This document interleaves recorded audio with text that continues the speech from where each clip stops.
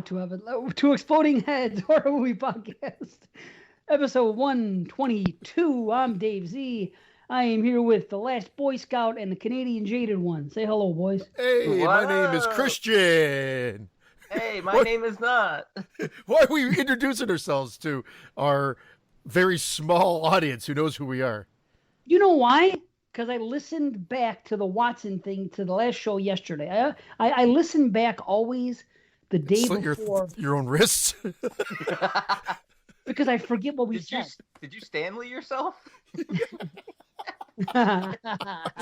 no longer Gordon. It's Stanley.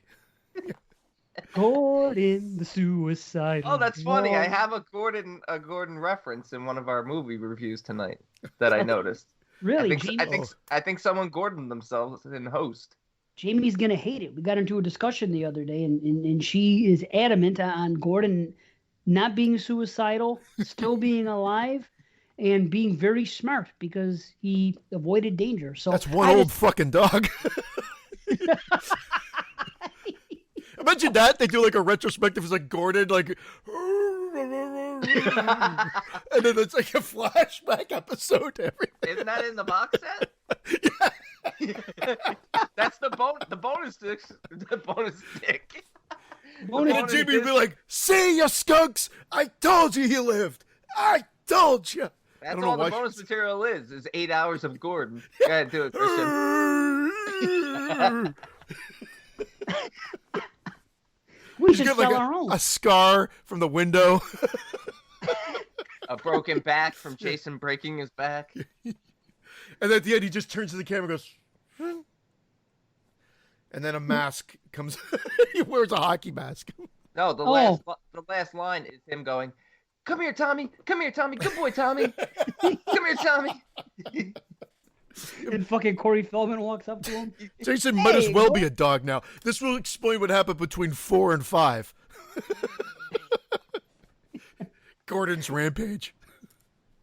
Gordon's rampage. And then at the end, Roy will come up and go, "Hey, dog." And then and then it's like, "Ah!" And then that's why Roy is the killer in part 5. You talking to me? You talking to me, dog? You talking to me, dog? Did you say "Hey Roy" or "Hey boy"? Yeah, hey, Roy. Yeah, well, either or. Hey Roy. Wait a minute. Why is Roy the killer in 5? What's his connection to Gordon? Well, Gordon survives, but what we find out is that Jason is now in Gordon, and now Gordon's a rampaging dog, and he goes on a killing spree in Crystal Lake, and at the very end of that, it's like 4.2, and it's like the bridge movie between 4 and 5, on how. Now you're gonna. Uh-oh. He's frozen, everybody. He's back. Doesn't everybody wish that this happened to Watson last show? Let me break it on. I can just hear. I don't even have to have you with me. I can hear the audience cheer. Oh, God. Oh shit. So wait then.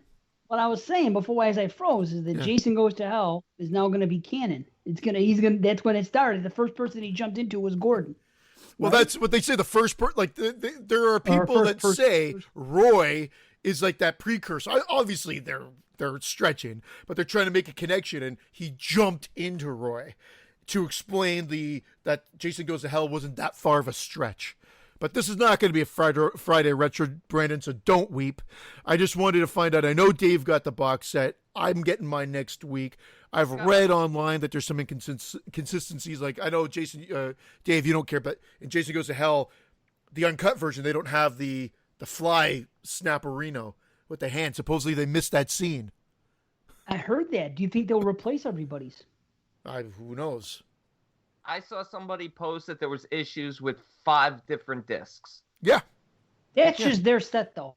So now here's what I'm going to do. As soon as I get a free effing moment, I'm going to watch them all from part 1 right through part 12 in order. Hopefully in October I can watch 12 more movies. The way I've started, I don't know. But that's my plan. So I will watch all the discs, and I'll know, at least for me. Have you watched any of them? Because again, people are talking about, I can't wait to get a 4K release of a 1 through 4 or whatever. Like they assume it's coming next and whatever. I'm like, but guys, remember the Blu-ray of them didn't even look all that great. You can see the grain in there. I don't think 4K is going to change this. So I want to know what the 4K scan. I'm looking forward to seeing it. Have you watched the 4K scan of 1 and 2 yet? I've watched nothing, but I will tell you this. I will disagree. I will disagree with you. I think the Blu-rays for 1 and 2 looked phenomenal. I thought I saw things I never saw. I thought it looked beautiful. The blood looked very red in part 1. I every time I've bought Friday the 13th on a different thing, where VHS to DVD to Blu, every time it just keeps getting better to me. I mean, now I've heard this. If you want to talk about the new set, I've heard somebody say in one of those groups that they like the way the other Blu-rays looked that came out last time for before the 2K scans. They look better than these 2K scans. I don't know. It's one guy's opinion. That's why I said I'm going to watch it all. I haven't had time to watch. Here's what I watch for the podcast. I'm so disgusted with myself because it's the 10th of October, and I think everything I've watched, maybe not everything, but I'm not even on movie 10 yet. Wow. Well, he just broke up, and broke out. Look at those pimples. So I don't know. When Dave comes back, I can't believe it. Movie 10. As right before the show, I was telling these guys, including the host rewatch, I'm on movie 26 of October already. And that's not like me. That's crazy amount of movies. Only one was non-horror. It was Get Shorty. Everything else was horror. How about you, Brandon? How you doing? I haven't kept track month by month, but I'm probably around where you are, probably around 20. That's awesome. I'm watching movies every day. I'm at like 440. Now, did he freeze? No, you froze, and so we talked to try to fill the gap up. So Dave, I just want to find out, you said you watched 10 movies, and that's where you stopped.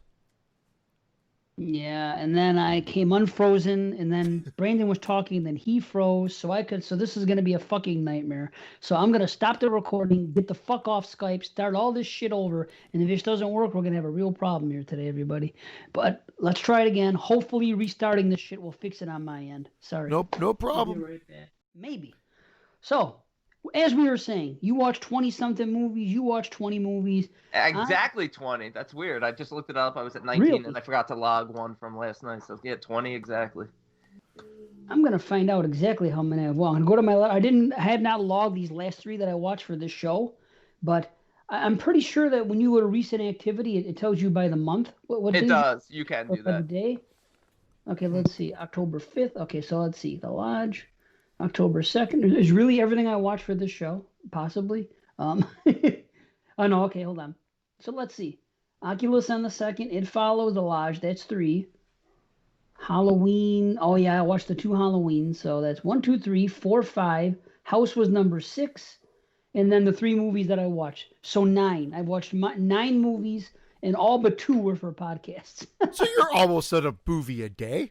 As they say in Germany, 9 good. Do they say that in Germany? Who gives a fuck what they say in Germany? Who gives a fuck what you think? Yeah. That's right. I got a bone to pick. Marco's getting a lot more vocal on our page now. Marco from Finland. Oh, I'm finished with him. Yeah. It's so funny that these guys can be so vocal when really the rest of the world does not give a shit about Finland. When is the last time Finland popped up in any conversation about, even during the coronavirus? No one's uttered the words, I wonder how Finland's doing. No one's uttered those words. I say good for them. They're off the map. They're off the radar. It is true. I know. James lives in Finland too, right? My bird is actually good for them. I totally agree. My bird? Your bird is Finnish? My joke. Oh, I heard bird too. My bird. I said my bird. I go. My eagle is good for them. This fucking guy's roasting a chicken over here. I thought he was legitimately going to say my bird is from Finland. I thought he was going to say. My bird is Finnish. He's a cuckoo. He's got a Finnish parrot. Marco sucks. Marco sucks. The dumbest birds. I know. I own her from Finland. Holy shit. I'm kidding, Marco. Marco's a great guy, and he dishes it out. We got to take it. He always praises Dave, though. He's like the Cult of Z leader. Yeah, Marco is. Somebody likes me. Yeah. We're not getting into it. No, never again. Never again. I will say this, though, on all that. I mean, it's funny because I addressed it slightly. As I was saying earlier, I listened to the last show the day before. Every time we record Saturday, I listen to the show we just did the last time the night before, if applicable, you know, and if it's out and I can, then I do. Such big words. That was Well, like I don't know. an 18-syllable word. Applicable. If I can, I do. If it's available, and you know why though? I say that when I'm giving my wife cunnilingus. I'm like, applicable. Yeah. So your wife's pussy is called an app. Then you say that her app is lickable. Yeah. This app is lickable. Yeah. Screw the ABCs. All you gotta do is repeat applicable. Yeah. Applicable. Cunnilingus. Cunnilingus. Anyway, sorry, Dave. Oh, it's the best part. As long as I can remember what I was getting at, it's great. Even if it's not, it's still great. Because who cares? Jokes are funnier than what I'm going to say. Yeah, the last show. The last show I always listen to because I can't remember shit. So you guys always say a joke or this or that or something, and I can't remember what the hell was said on the last show. So I'm like, oh, so now I always listen to just to stay up to snuff. You know what I mean? So I listened the day before. So I listened to the last show yesterday, and I noticed that in the beginning I did the old school intro because I was gonna make a joke at Watson and saying, and now here really there's something about the morning zoo, some type of crack about it. And now this is early morning on a Saturday. It's officially the morning zoo because we have, you know, Watson, whatever. So all because of that, to make a clever intro, I had that in my head about the old school intro. So because I listened yesterday, that was in my head today, and that's why I did it today. And getting back to last show again, I mentioned it on last show that something happened involving the skeleton crew. And so I already planted the scene. I said somebody jumped all over me, and that was it. And that's where it ended. Of course, I'm not going to discuss it further. Everybody knows that it's been in the page, whatever, in pages. And the best part of all that is, number one, it's behind me. Number two, a lot of people, I want to thank them, not personally. They know who they are. Some people messaged me personally. Some people said things in the page when I had my rebuttal to what was being said about me. And I honestly felt really bad. Like I haven't felt that way in a long time. I felt like shameful and sad and depressed and like a really bad person, even though what I did wasn't intended to be. I was like, if people are thinking this about me, I feel like a real heel. But all these people came out, and I know it sounds cheesy and corny or whatever, but they really did lift my spirits, and I really did feel a lot better. Because truth be told, I am a sensitive cat. Shit does get to me. Really? I try not. I don't talk about it online. I don't go online and say I'm depressed or I'm thinking about offing myself or this or that or the other thing, like the way some people. It's kind of fashionable these days. People go out and they share all that stuff. And like if someone's like if someone is depressed, it seems like everybody knows about it, that they're prone to it. I don't discuss my shit, but I will say that I am very sensitive about emotions, and it does suck, and things did get to me. But at the end of the day, everything, I felt so good after a couple hours of getting home from work, making that post, and all the support that I got. And some, like I said, some people talked to me privately, some people publicly, but everyone had so many nice things to say that I just want to thank them. And let's move on. You know what it made you felt better? What it made you felt even better is watching the goddamn Friday the 13th box set and looking at that uncut Part 2 gore. Did you look at that? That's the first thing I'm doing. That and watching 3 in 3D. Then I'll watch everything else. I'm returning mine. I already found an issue. I watched Part 1. No Jason. They cut him out of the entire fucking movie. What the fuck? Imagine, but even all the joking aside, I know that was funny, but imagine they cut out the iconic ending. Like they just left it out. Real missing. Yeah, real missing. Yeah. Real hey, you got the poster. Shut up. No rat in Part 2. Yeah. They re-edited it so that Jenny pees. She comes out, she's soaking wet. Maybe There's a trail of piss that Jason falls. It's like Cannibal Holocaust. So there's no animals. So there's no Gordon. There's no Muffin. There's no rat. Imagine no animals. We're taking all these animals. The snake scene will definitely be cut. That was inhumane anyway. They took everything with animals out.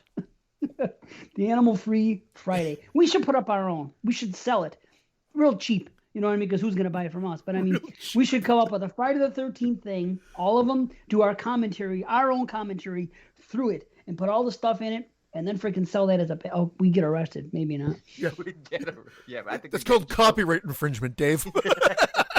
We can do it here, though. Maybe a patron will buy it, right? That's what I don't get. Would you want to hear us, a disc set, of all of us doing commentary on it? We pretty much did that on our show. All we have to do is just have to re-edit our show on Friday the 13th and then put it on the movie soundtrack. Actually, you did it better on TGIF 13 because you were actually watching the movie. So you've already done commentary. But I edited it down. Neil always gets mad at me because he's like, oh, you fast forward through the movie. I go, I don't fast forward through the movie. I just, after we're done, I'm like, okay, Vince and I are not talking right now. We're taking a fucking breath for once. And he's not blowing me in that time frame. Sure. In between such sessions. Thank you. And then, so I cut it down, make it the goal is entertainment. I do not, and I would have never expected anybody to go, oh my God, Vincent Christian are back on. I'm going to align my movie, get the podcast ready, okay, and play. Come on, who the fuck? Very few people are going to ever do that. And those people that do are fucking crazy. Very few people are going to listen to TGI 13. You prick. You fucking skunk. God, these are not the October Skeleton Crew specials. This is TGIF 13. No, we should do it. We should now we have a better reason to do it all. Because yours were done a certain way with not watching the movie as you're listening in mind. Ours, we didn't talk about them chronologically because we don't do walkthrough reviews, thank goodness. So it's like if the three of us and Vince got together, it could be a freaking hell of a production, and we could all watch the movie together and give our commentary from front to back each movie. I think it'd be phenomenal. The only thing is I'd be regurgitating the same information and jokes because at that point, how many times have I discussed this? Like you're regurgitating Vince's cock. I hate you. Was that joke applicable? You never heard of NA when you put it on a fill out anything and it says put NA?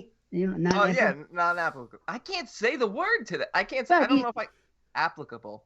There you go. You said I can't say Moriarty. That name Moriar. Yeah. I can't say that name. Yeah, cinematography. There it is, Simona. It's because I'm trying not to say it, and I say it now. I think he's dyslexic and doesn't know it. Cinematography. Simona. No, but I did do it there. There you said it right. It's really funny because Alex, when he used to talk about Gary Hill's show, when he was first debuting, he said it a couple times. He didn't say it every single time, but a few times he slipped and he said, Gary Hill was the host of a new podcast called Simona Beef. And he goes, it was Cinema Beef. It is. But Simona, he said a couple. And I always registered. I was like, that's funny, Simona. You know? Simona. It's like, what do you call it? Humana. What's the lion's name from Lion King? Simba. Okay. Oh. I think. So you're going to say Cinnabon.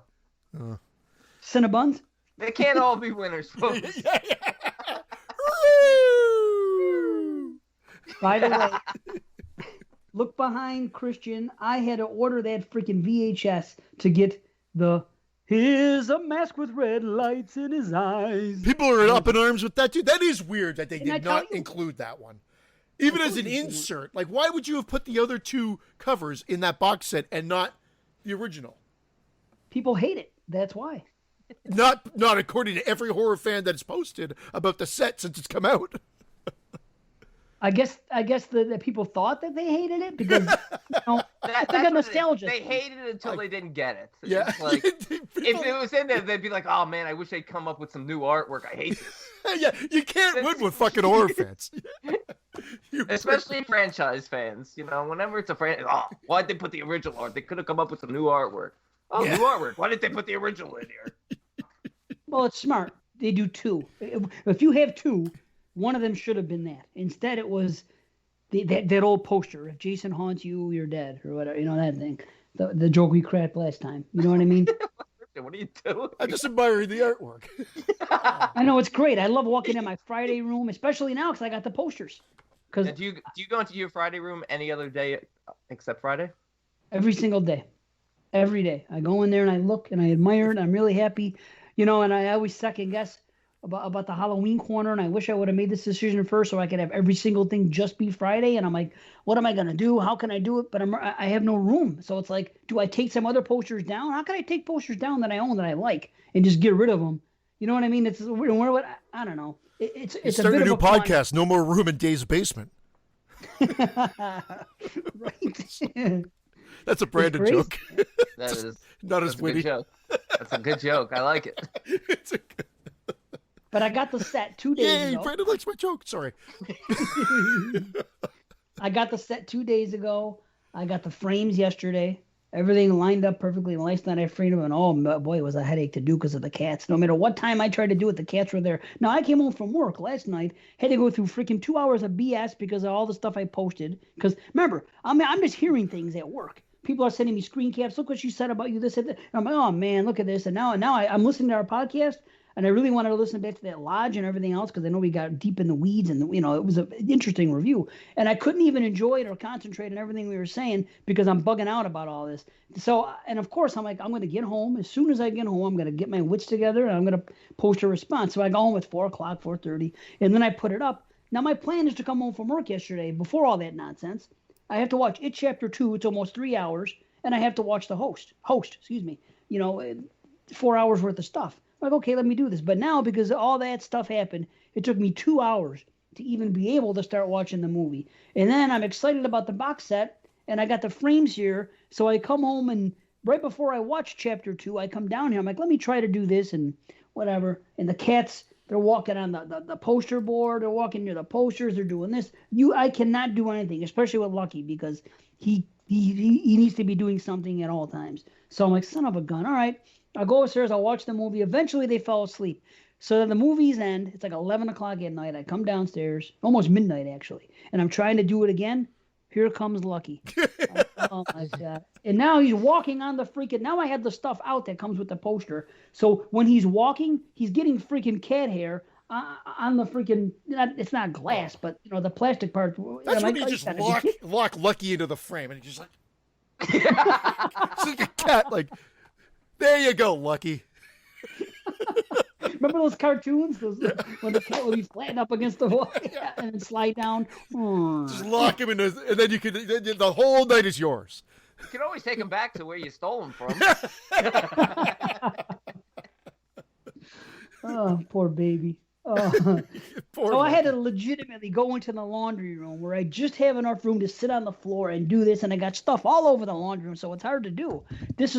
For years I had no problems the last 2 years being down here. As soon as this became the cat's, room as well, everything's out the window. So it was a stressful thing. And then I had to hang them up and everything else, but I got them up. I was up late doing it, but I'm so happy with it. They're great posters. They really are. I mean, we talked about it a little bit before we came on. And so, Christian, you're not... Oh, yeah, you got them. I ordered from Amazon. So mine will actually come... They gave me the time frame about October 15th, 16th. Me too. So, I have a second one coming, too. I bought 2 just in case. So, yeah, well, maybe your next one... So I didn't get the posters, but I was saying that I thought that the box art one, the one that is like the actual box set poster... looked good, but I was really intrigued when I saw everybody posting about the one where Jason's popping out of the canoe and grabbing Alice, and that looks great. And then you mentioned that he looks like a fucking... You tell me what he looks like now that I'm not gonna be able to unsee it now moving forward. I was really excited. When I got home that day and the box was here. And then, of course, I had a delay because my wife... Half of the reason I'm behind is because my wife is addicted to this Lovecraft Country show. And I do enjoy the show. But the thing is, here's the worst part. She's not even on physical media. She's not even on social media. Irene Blu-ray box set coming next week.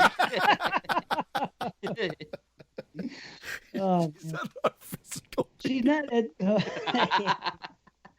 I'm so used to saying physical media. She is not even on social media. She has an Instagram thing, and it's mostly posting pictures of Shango, of the cat, of Lucky. Go see it, by the way. Lucky Shango. Look him up. I'm telling you, it's a great Instagram page. It's his whole story, and there's tons of pictures. She's putting stuff there every day. Believe me, if you're into cats at all, watch it. Now, then she has another one where she's selling some things. She's into this mirror business, and she's doing good, and it takes up a lot of her time. So she's not even on social media talking about the show. But when she goes to work and people she knows to in her personal life, they keep spoiling stuff for her. So she's like, I have to watch this show, and I have to get to episode 10 or 11, whatever they're on, because no matter what I do, they keep spoiling stuff. So I have to catch up, so I don't get spoiled. So that equates to every free time I have when the three of us are home, it's Lovecraft Country. 2 hours, sometimes 3, just to catch up. So because of Lovecraft Country, or County, whatever the hell it is, this is all I'm watching during the week when we're all home, and it's cut into that time. So that's why I'm at where I'm at. Now, why did I start talking about Lovecraft? I know why. That ketchup. The box set. It's the box set. No, hold on. So I came home. What joke? What'd you say, B? So, I was laughing because I was like, why? You're like questioning why you started talking about this. I just want to know, between like watching Lovecraft Country or County or whatever the fuck it's called and her mirror business, does she have time to reflect? Sorry, it's a really bad joke. I thought my ketchup joke was better. She's like, I gotta catch up. Oh, that's a Kill Bill joke. Nice. So that was a Pulp Fiction joke, wasn't it? Oh, you're right. It was Pulp Fiction. I was thinking Uma Thurman. Good call. Yes. Uma. Yeah. Anyway, sorry, we've interrupted this story many times. I don't care. This is what it's all about. As long as I can recollect what I started saying, it doesn't matter. So now the box is on my porch, and I'm thinking about this thing for months, and there it is. And I get home and I do a thing or two, and she's like, "Oh, can we watch Lovecraft now?" And I'm like, so now I have the box right there. I'm about to open it, and I'm so excited about it, and I can't. So then I got to say, I literally am watching Lovecraft with the freaking box next to me like this. So a couple hours, it stood right up. I was like an armrest. Okay, as soon as this is over, I'm opening this bad boy, Oh. So the thing ends. I get on the ground. I get the scissors. I open the thing up. I see the tubes. I see the movies. I'm basking in all its glory. I'm like, I've waited for this box set proper for as long as I can remember. You know what I mean? It's finally here. So I take the posters out, and I'm showing Francesca. I'm like, look, isn't this cool? She's like, yeah. So now I undo all this stuff. I roll out the posters, and I show her the Friday the 13th. And what's great about it is it's him coming out of the water. It says 40th anniversary on it. In the background, you could see what I think is Pamela and some other cool things, and it's well done and everything else. But as I do it and I sit on the ground, the first thing she says to me, because she doesn't miss a beat, she goes, how come Jason's face looks like that? I said, what do you mean? She goes, it doesn't look that way in the movie. And I said, well, nobody's perfect. It's an artist's rendition. So then I give it a closer look. And ever since then, and now I can't unsee it, it looks to me like a Garbage Pail Kid version of Jason. I gotta look at it now while we were talking. Maybe Jason, can you see it? I'll take a picture of it and walk back. Well, I'll put it on the thing, but it's hilarious because. Well, can B see it? Hold on, let me. Will B see it if you put it up here? I can send it through. Yeah, I got it. Hold on. Oh, you got it? I got it. Yeah. Okay. You know how the Garbage Pail Kid art is? You know, with their faces? It looks like the artist that does Garbage Pail Kids. Not that his head's too big, although it's supposed to be anyway, so it doesn't matter. But I mean, not that his head is enlarged like a Garbage Pail Kid, but the artwork itself looks like they commissioned. Oh, you can't even. You need a close up. Hold on, let me. Well, you zoom in. No, that looks like a Toxic Avenger and Sloth had a baby. Well, it's a very bad. Yeah, it's a very bad rendition of the poster. It's Toxic Avenger. Yeah, it does. It looks like Toxic Avenger meets a Garbage Pail Kid. Oh yeah, look. That actually is better. It does look like Jason. She's right, but it's not as bad as Christian's version. He just no, it's not bad. But she's right. Yeah, there is something off now. Yeah, it's very it's Garbage Pail Kid. It's cartoony, like a Garbage Pail Kid. Yeah, exactly. It's like the artists from Garbage Pail Kids tried to draw something legitimate. You know what That's it's what like? it's- what I think It's kind of like a A garbage Ghoulie 3? pail kid. Yeah. It's kind of like a garbage pail kid. That haven't gone to college? Well, Garbage Pail Kids go to college. Oh, that fucking movie. So that okay. So I do love that poster, and I don't care about it's a little Garbage Pail Kitty. So be it. Everything, and I honestly haven't even taken the time to admire the poster. Wait, yet. All there's a I've done is cat on frank- there? Huh? There's a cat on there? I don't think so. You said a garbage pail kitty. Oh. A Garbage Pail Kitty. That should be something new. Someone does Garbage Pail Kids for cats. Famous cats. Azrael, the Siamese cats from Beauty and the Beast. Azrael was the Beauty and first Tramp. one. From the Smurfs? That was the first cat that came to your mind? Yeah. What other famous cats are there? Azrael was the first one I thought of. Sylvester. Oh, Fucking yeah. Azrael. And then I said the Siamese cats from Garfield. Beauty and the Beast. Did you what I said? Garfield, yeah. Heathcliff. Heathcliff. Heathcliff. He had a Siamese, if you please, from Lady and the Tramp, not Beauty and the Beast. Who else? Famous cats. Lucky. Lucky's a little famous. Lucky. So anyway, yeah, Garbage Pail Kitties. Yeah, it is really cool. I like that it's his 40th anniversary, and I'm telling you, I put it in the thing and I framed it and I hung it up last night before bed. But it's still am yet to look at it and see what's actually in the picture, like and admire it, just to check it out. But I think it's really cool, and I really do think that the other one, the lithograph, the wide one, I'm really impressed with the artwork. I think it's phenomenal, and I like how it's kind of done like letterboxed, where the top is black and the bottom is just black, and all the artwork's in the middle. Something about it makes it look like classy and official. I don't know, but Jason Unmasked in part 3 and in part 7, it's the best rendition I've seen as far as an artist being commissioned to do it. It is probably the best I've seen, and we bought them Fright Rags and other stuff and this and that, and we've seen a lot of stuff, but whoever did this, I'm gonna look it up. It's a top-notch job. It really is.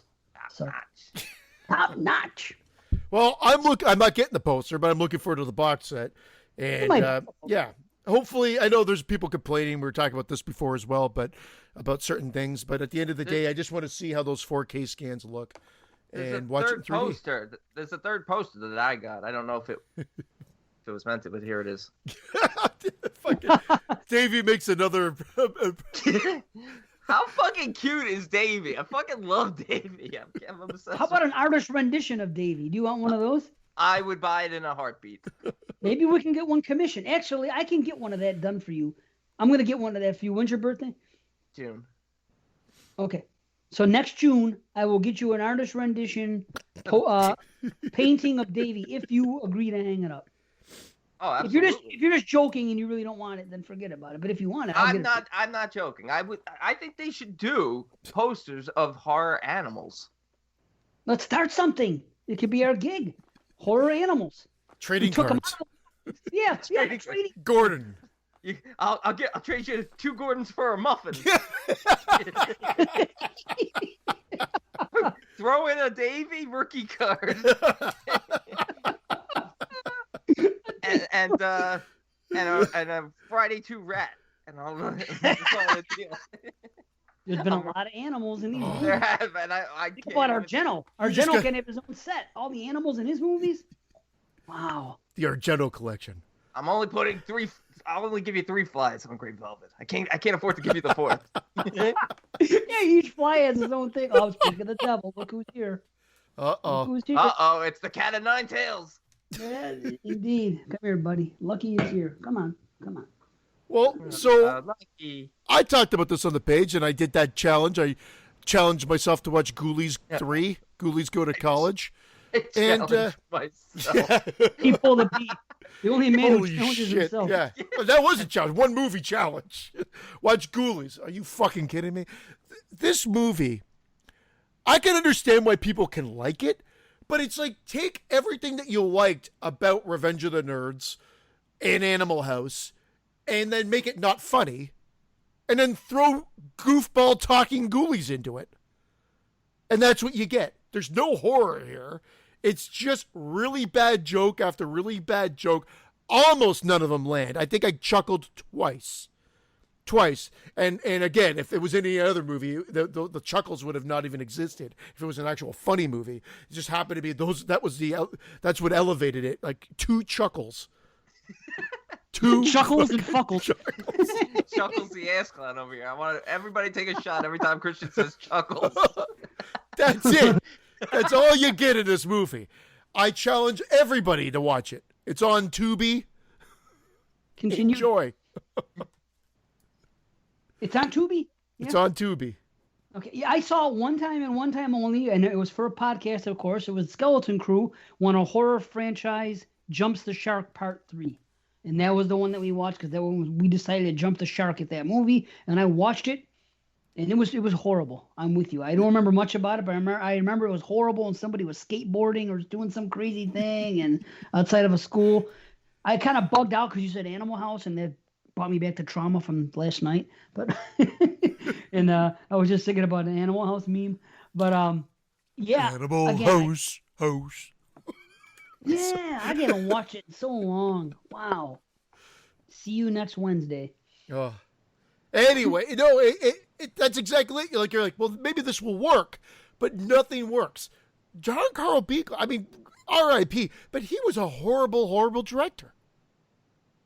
Uh-oh, it's fighting words with B, Mr. New Blood. I know. I got great special effects guy, but horrible director.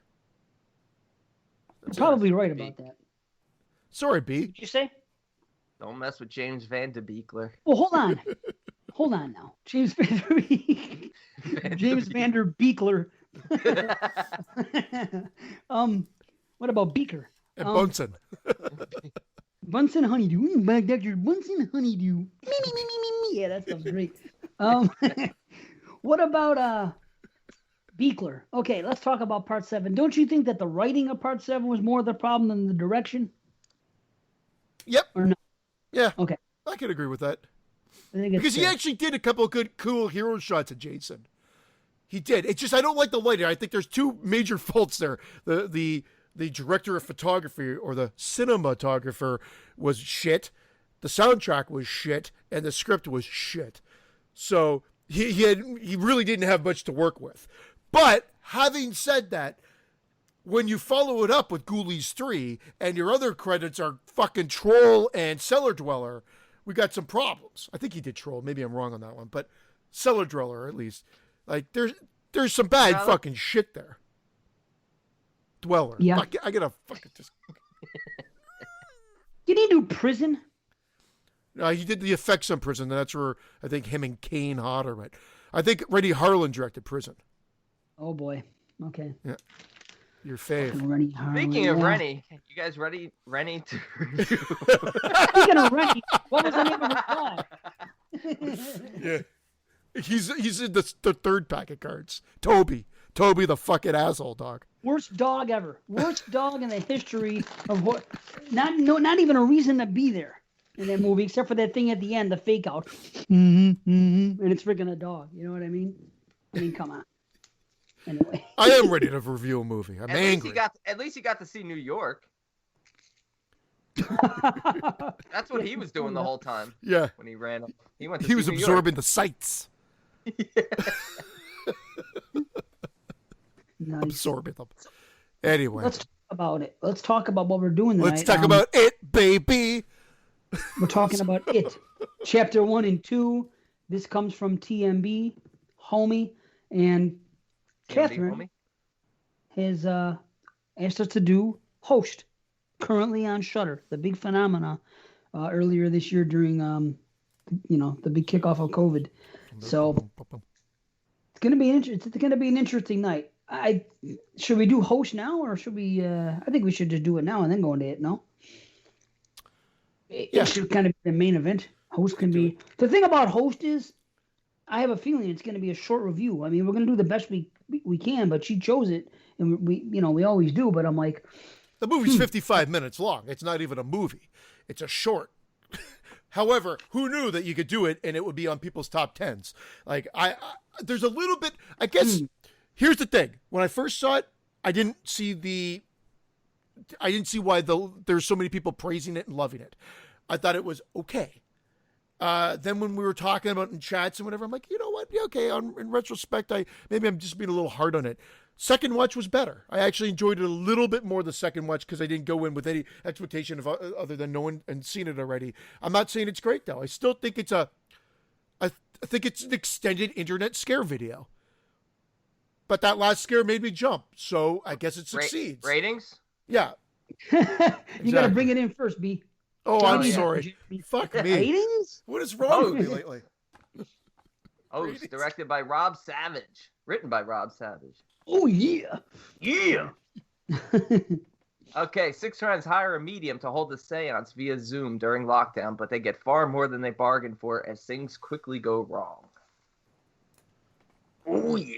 Well, the fact that it was timely, made during this pandemic, and whatever, that part, that's great. And they all do a decent job. Like he ensemble, like had a good cast that seems to be able to deliver it. There's no one really weak. And if there's anybody weak, it doesn't come through. So from that standpoint, I give it credit. I still think Unfriended did it best for laptop horror or whatever the fucking name is that they're giving this.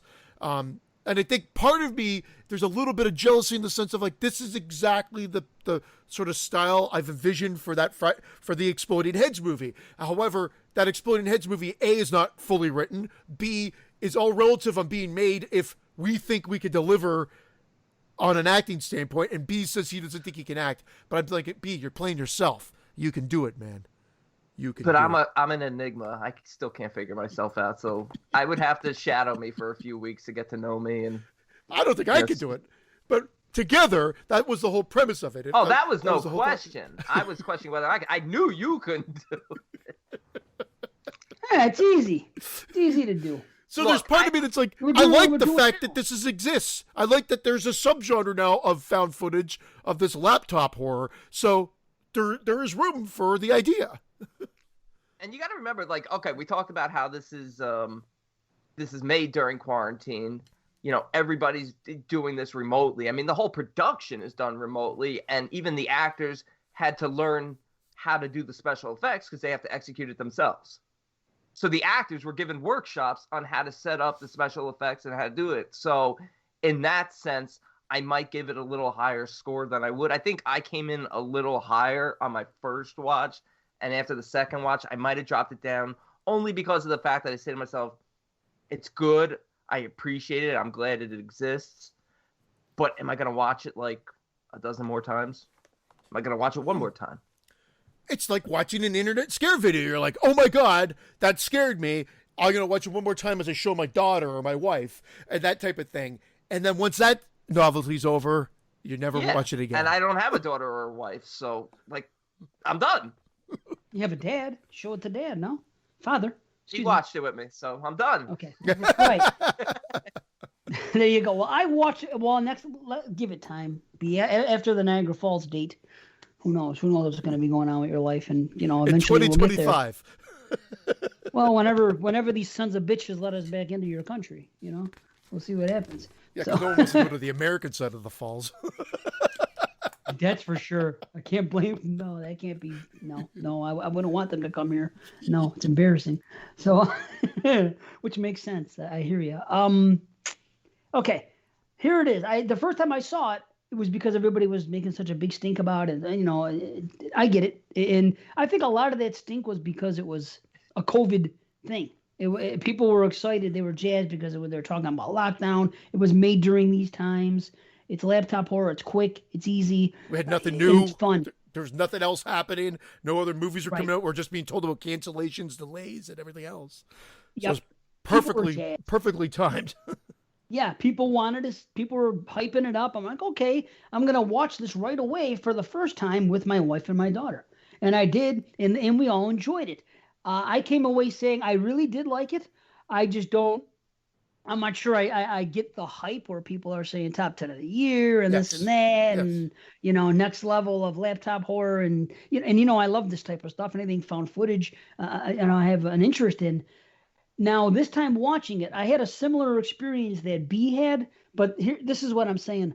I don't know if I'm going to watch. I will watch it again. I can't say I won't. The thing is, I noticed, and I have it in my notes, Almost. Not every kill. But everything that happens in here is taken from Paranormal Activity or Rec. There's not everything. 90% of the deaths that happen here are and ideas are lifted from those two movies or franchises, and there's only one or two original things, and that's what I was watching, taking it. Okay, and I was not trying to pick it apart, but as I'm looking at it, because I'm taking notes, I'm like, okay, that's a Rec death from this. Oh, that's the Paranormal Activity jump. That's to me what those things are. That's just what I identify them, because I've seen them so many times. That's what I know them as. So I'm like, oh wow, they did that just like in that. They did. So I think because of it was an original concept, kind of. They did some cool things like the smashing up against, but then again, I think they might have done that in Unfriended. I can't remember. They did something very similar to it, or if not that. I mean, I know there's the blending, the hand in the blender, and whatever, but I think someone does get smashed against the computer too. However, I'm okay with that too. But it seems like that's just part and parcel now of found footage and possession style found footage movies. To a degree, but if you want to separate yours from something else, that, like, to me, all the favorite ones are ones that I watch, and I'm like, oh, that's a new gig, that's a new gag, or I haven't seen that before. You know what I mean? Or I'm not saying everything has to be original. I'm a slasher fan, for Christ's sakes. I get that a lot of things are by the numbers, but when you have the freedom to do all these things, then it's easy for them to do, because like the one thing at the end, when the girl gets lifted up, Ginny, and freaking great name, by the way, she gets lifted up and hung, and then dropped into the pool, and her neck snaps, and then she drops in the pool. Yeah. That might be my favorite thing in the whole movie. And has it been done before? I can't say that I remember. I'm not saying it's it might have been done in something like Grave Encounters, for all I know, and I just forgot. But to me, just a random, a good flick. You know what I mean? But I noticed, I said, that is a great gag, and I like that. That's what I dig. But the other things, every one of them, and I'll get into detail as to what they are and where they come from, they're things I've seen in Rec or Paranormal Activity. So that kind of hurt it a little bit. My rating just comes down like half a point. I still enjoy the movie. I think B summed it up, though. The originality, maybe not. It's not actually what you see on screen per se. It's the fact of how it was made. And the whole presentation, and I think that's where I do give credit to that, because it is a little bit like, fuck, again, perfect time to have done our idea. If we could have made it work, would have been in quarantine. Well, we still are in quarantine, so it's still, there's no excuses. It's just timing and craziness and whatever. But where I'm going with it is they did it, and so I give them full credit for that. And maybe my score goes up more because of that, and the fact that they had to learn how to do their own effects and the way it was presented. It works. It also works that it's short. So it doesn't overstay its welcome, because you pretty much get a setup, and then you'll learn a little bit about the characters, and then you're into the seance, and then you're into the scary shit. Done. I think it relies more on the internet scares with jump out to freak you out. And then the other thing would be the inconsistency. I think there's inconsistency with the ghost or the entity, and I think they were trying to make it cool and different, make it different, so it wasn't just repeating itself. But in one scene, you've got him with the face so that he could turn, and it's a good gag, but it doesn't seem like it's consistent throughout the whole thing.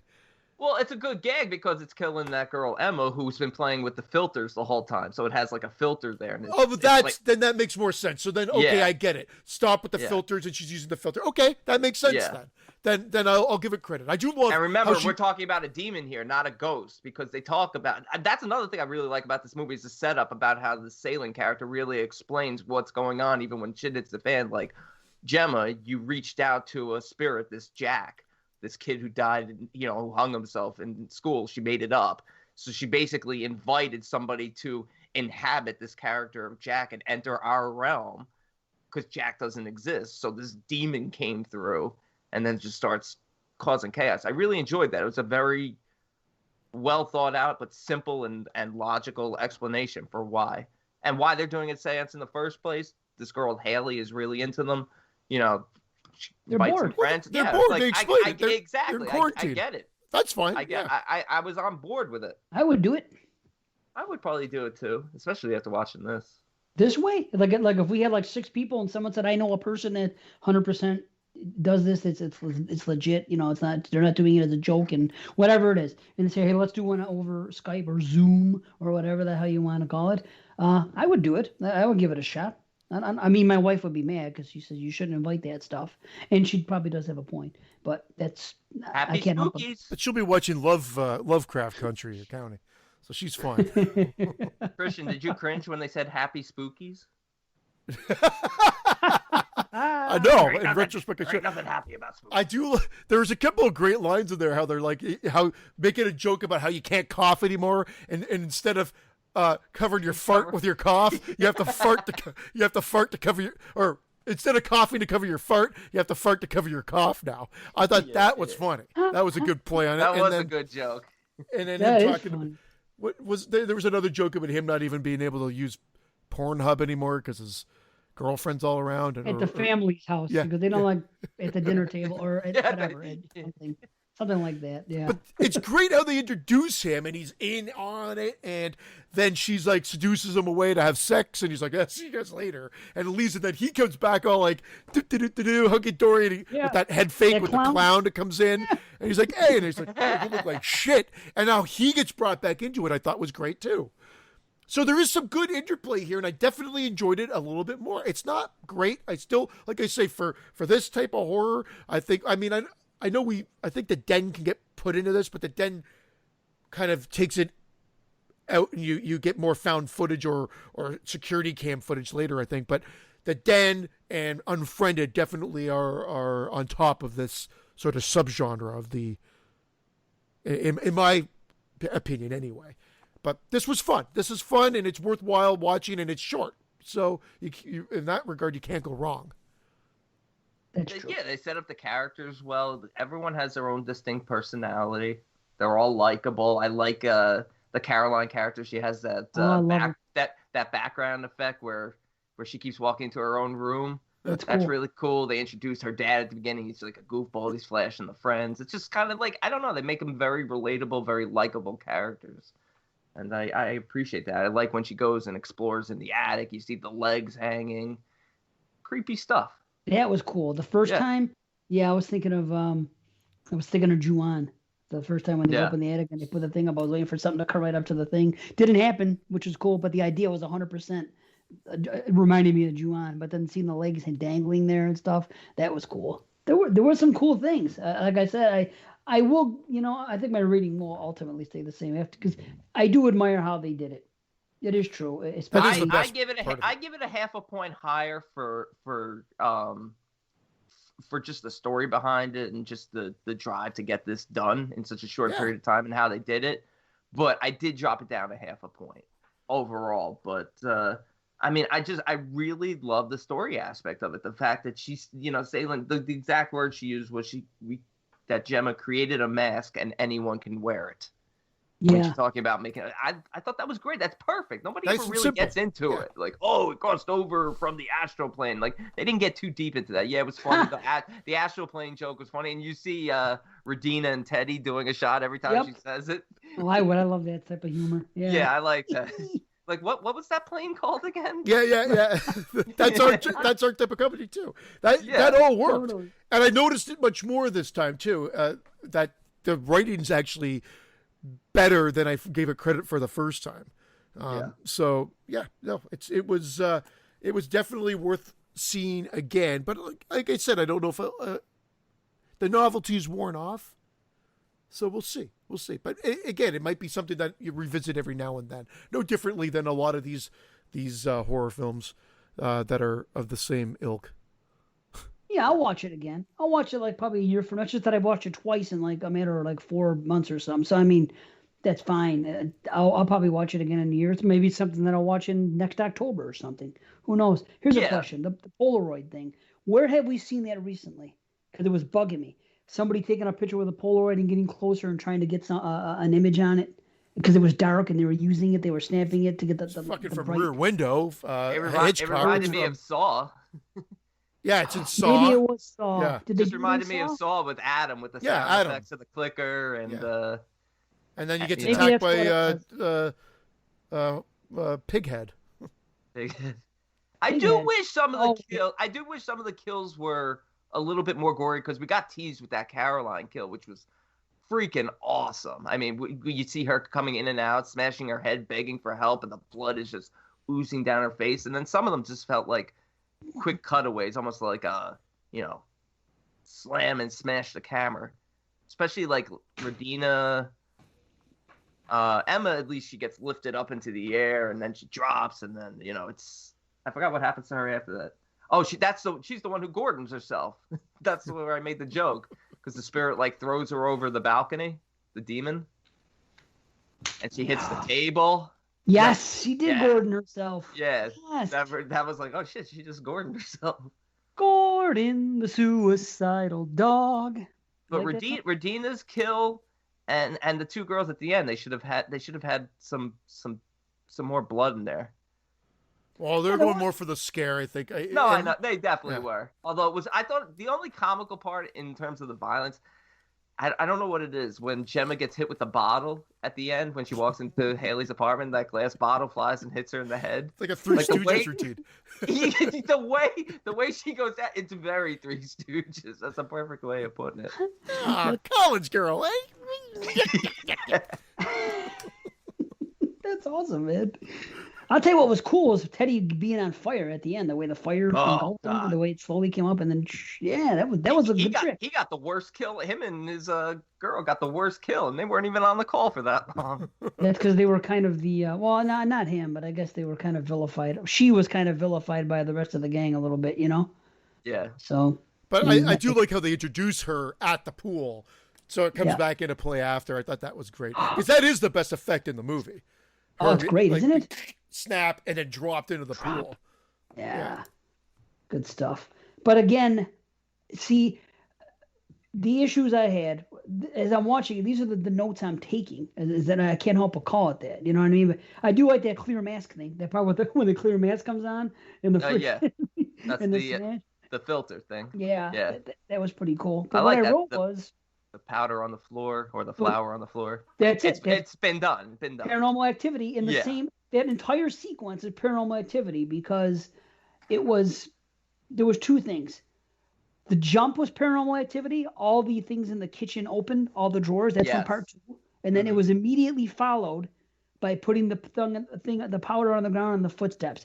From that right there, that's a 1-2 punch. Paranormal Activity 1 and 2. So I'm like, okay, that's fine. Then the next thing I see is the VHS 2 thing, although they do it better there because they go way up in the sky. It's when the girl has the dog and it's the freaking they're holding poor up. dog. Yeah, poor dog. It does suck, but I mean, the effect works better in VHS 2 because they're going way high in the air into outer space almost. You know what I mean? Then dropped.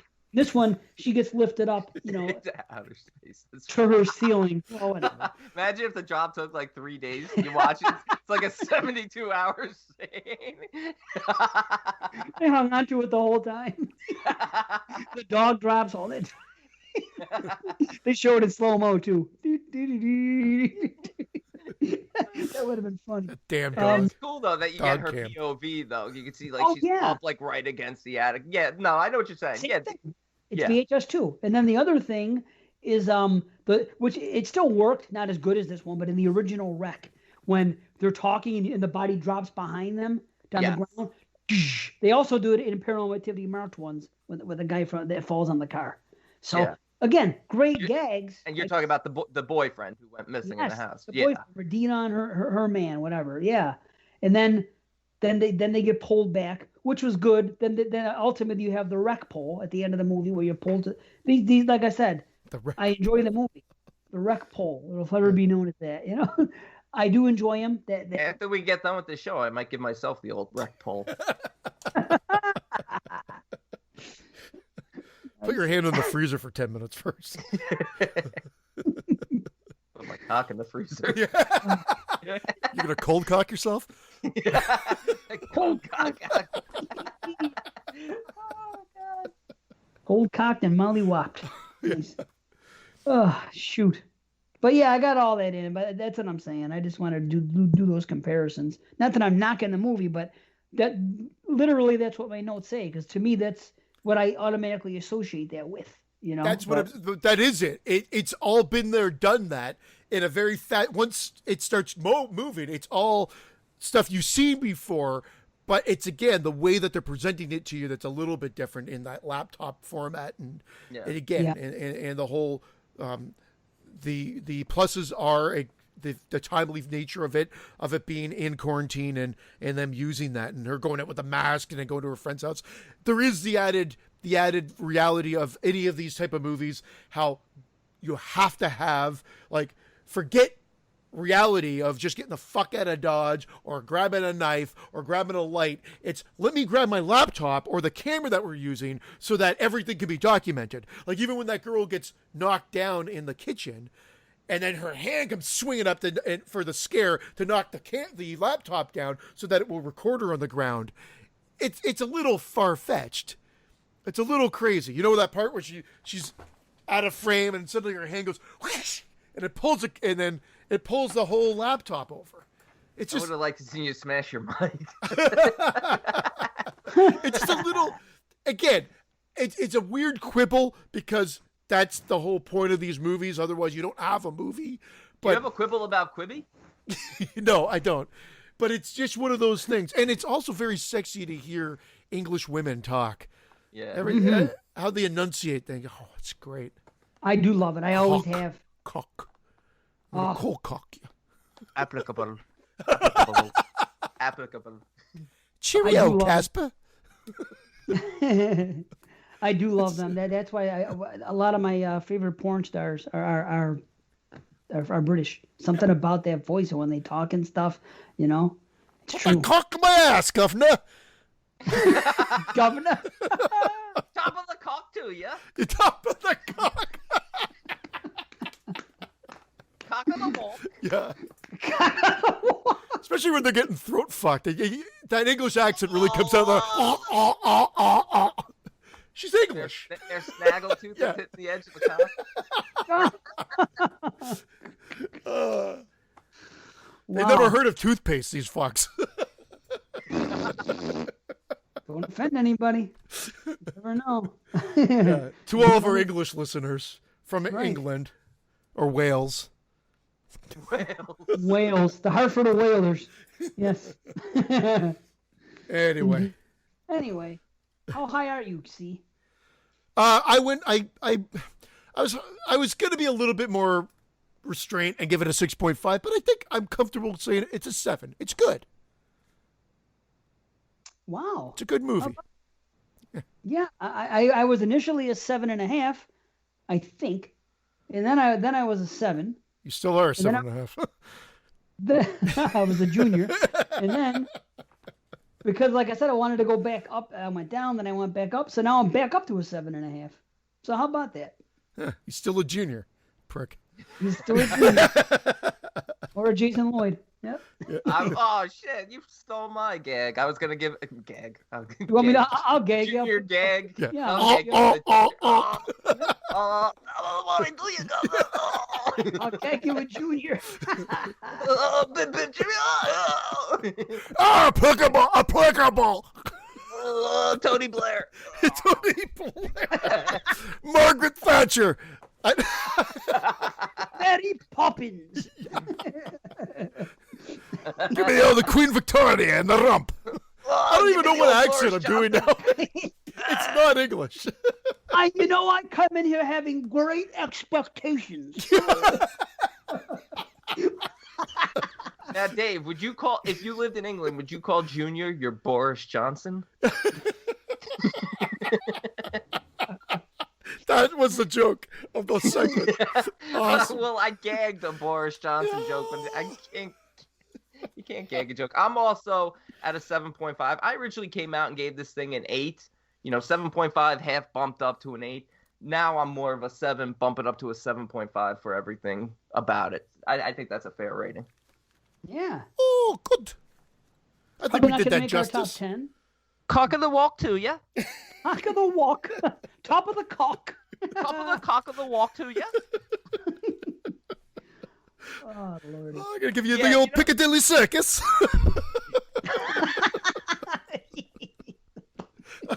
These are the worst jokes. You should have said Dickapilly Circus. Dickapilly. You're insane. We do. That should be a British porn star. That's a guy. He can call himself Dickapilly. Dickapilly Circus. Oh fuck! Oh, Big Ben. No, that would be the one to go with. They call me Big Ben. And Dickapilly with I don't know, Pussy Poppins. Pussy Poppins. Pussy Poppins? Yeah, I don't know, Mary Poppins. Funny. Pussy Poppins. Yeah, Pussy Poppins. That could be the name of the movie. Pussy Poppins. I gave her the old Pussy Poppins. Let's talk about Pussy Poppins. Practically perfect in every way. Practically perfect in every lay. Oh my god. Oh wow. We're right there's movie 12. We're gonna go into the porn field, the realm. Yeah. Let's do it. Our movie's gonna be like UHF. We can have a joke about porno in it. And then it'll be the old London Bridge, and that will be like one guy standing on each side of the girl, and she's blowing one guy, and he's eating. And it's the London Bridge. It's true. Or a shish kebab. Yeah. You may call it a shish kebab in the States, but over here, it's a London Bridge. Wow. Wow. Oh, man. Jesus Christmas. Yeah. Holy where's Jesus a shish jumping kebab Christmas come from? shit. A shish kebab is from like India or something, right? Middle East or something like that? Morocco. Kebabs? I have no clue. Okay. Yeah, I think kebabs. they're Middle Eastern. Wait. Yeah, kebabs. Right. Bad. Okay. Bad. What do they call that besides a shish kebab and a London Bridge? What's the other? A rotisserie? Oh, an Oreo cookie? Well, it depends if it's interracial. What did you say? An Oreo cookie. Oh, it could be an Oreo cookie. Yeah, in that one instance, yes. Yeah. What about a rotisserie? Or what? Yeah. What is that called? Rotisserie chicken. Yeah. We rotisserie chicken that girl one night. You know what I mean? We gave her the old RC. Wow. Anyway. This episode's been rated X. Or SC. We SC either. SC on one side, BC on the other. That'd be good. Who's in the middle? You make the call. I've given plenty of girls the SC. That's where I send them a very, very long and tedious email, and then they never talk to me again. Are you going to let him get away with that, Stephen? Oh, my God. It was perfect. That's the greatest. Holy shit. Love you, SC. Woo. Well, let's get into it, because we got a couple of big movies here. I honestly, I jokingly said, no differently than when we were talking about Demons 1 and 2 the other week, 2 weeks ago, whatever, 2 shows ago, we could do that for It 1 and 2. But we're not going to do it. But I think they're a part. We are going to do it. We're not going to do your idea. Truthfully loathe you. It's an old school joke, but it is still deep rooted. I know Watson appreciates it. Oh, the loathe jokes? Yes, anything loathing. Yes, for sure. Yes, man. Are we ready for It? If one thing is for certain before we get into it is I should have edited last episode. Specifically him out of it.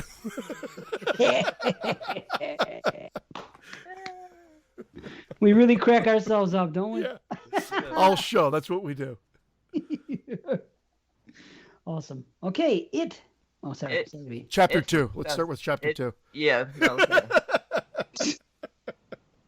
In the summer of 1989, a group of bullied kids band together to destroy a shape-shifting monster which disguises itself as a clown and preys on the children of Derry, their small Maine town. This one's directed by Andy Muschietti. Muschietti? How do you say this? I don't know. This one, not like the other one that was also directed by him. Yeah, well, the other one we did, Host, was not directed by him. Yeah. Okay, sorry. Yeah, you're right. True. You fucking skunk. Hello. Hello, I'm Pennywise the Dancing Clown. Hello. I'm a Nelly Wise, the dancing clown. Nelly Wise. Hello. Also known as the new Freddy, right? Like it's not. I'm not the first to say it or the last, but he's pretty much Freddy 2.0. There is so much Great feels and homages to Nightmare on Elm Street throughout these movies and other movies too, of course. But I love it. I love it. I'll blow my load right now and say I love both of them. Nice. I will blow my load and say I love one of them and don't love the other one. And this is the one I love. I love that sewer shot, that title sequence. Oh my God. Everything, Okay. the way that the credit comes out there is beautiful. So cool. Everything about this one doesn't feel long. The kids are great. The banter is still very playful. I thought I was going to get bored of it after. This is like the third or fourth time I've watched it now, and I still love it. I still really enjoy it. And this movie's actually gone up for me every watch. I think it's gone up for me as well. And I messaged you guys while I was watching it, saying that I know a lot of people criticize the Richie character. They criticize, but you know something? I was cracking up at every single one of his jokes still. They all nailed. They all hit for me too. Yeah, every single one. I was laughing more this time than I think I did the first time I saw it. I thought it was terrific. There is a lot of jokes, so I think I could see some people being taken out of it, but they landed for me as well. So I had no problem with it.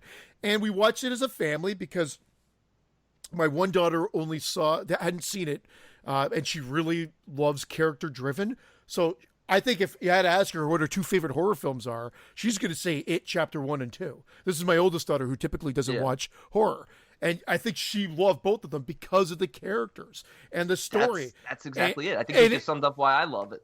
I wanted, and don't get me wrong, that's why I do like this first one. And I'm not saying the second one doesn't have it, but we'll get there after. But I do have problems with that one. But a lot of the times when I didn't shit on this movie by any means, but I only liked it when I first saw it.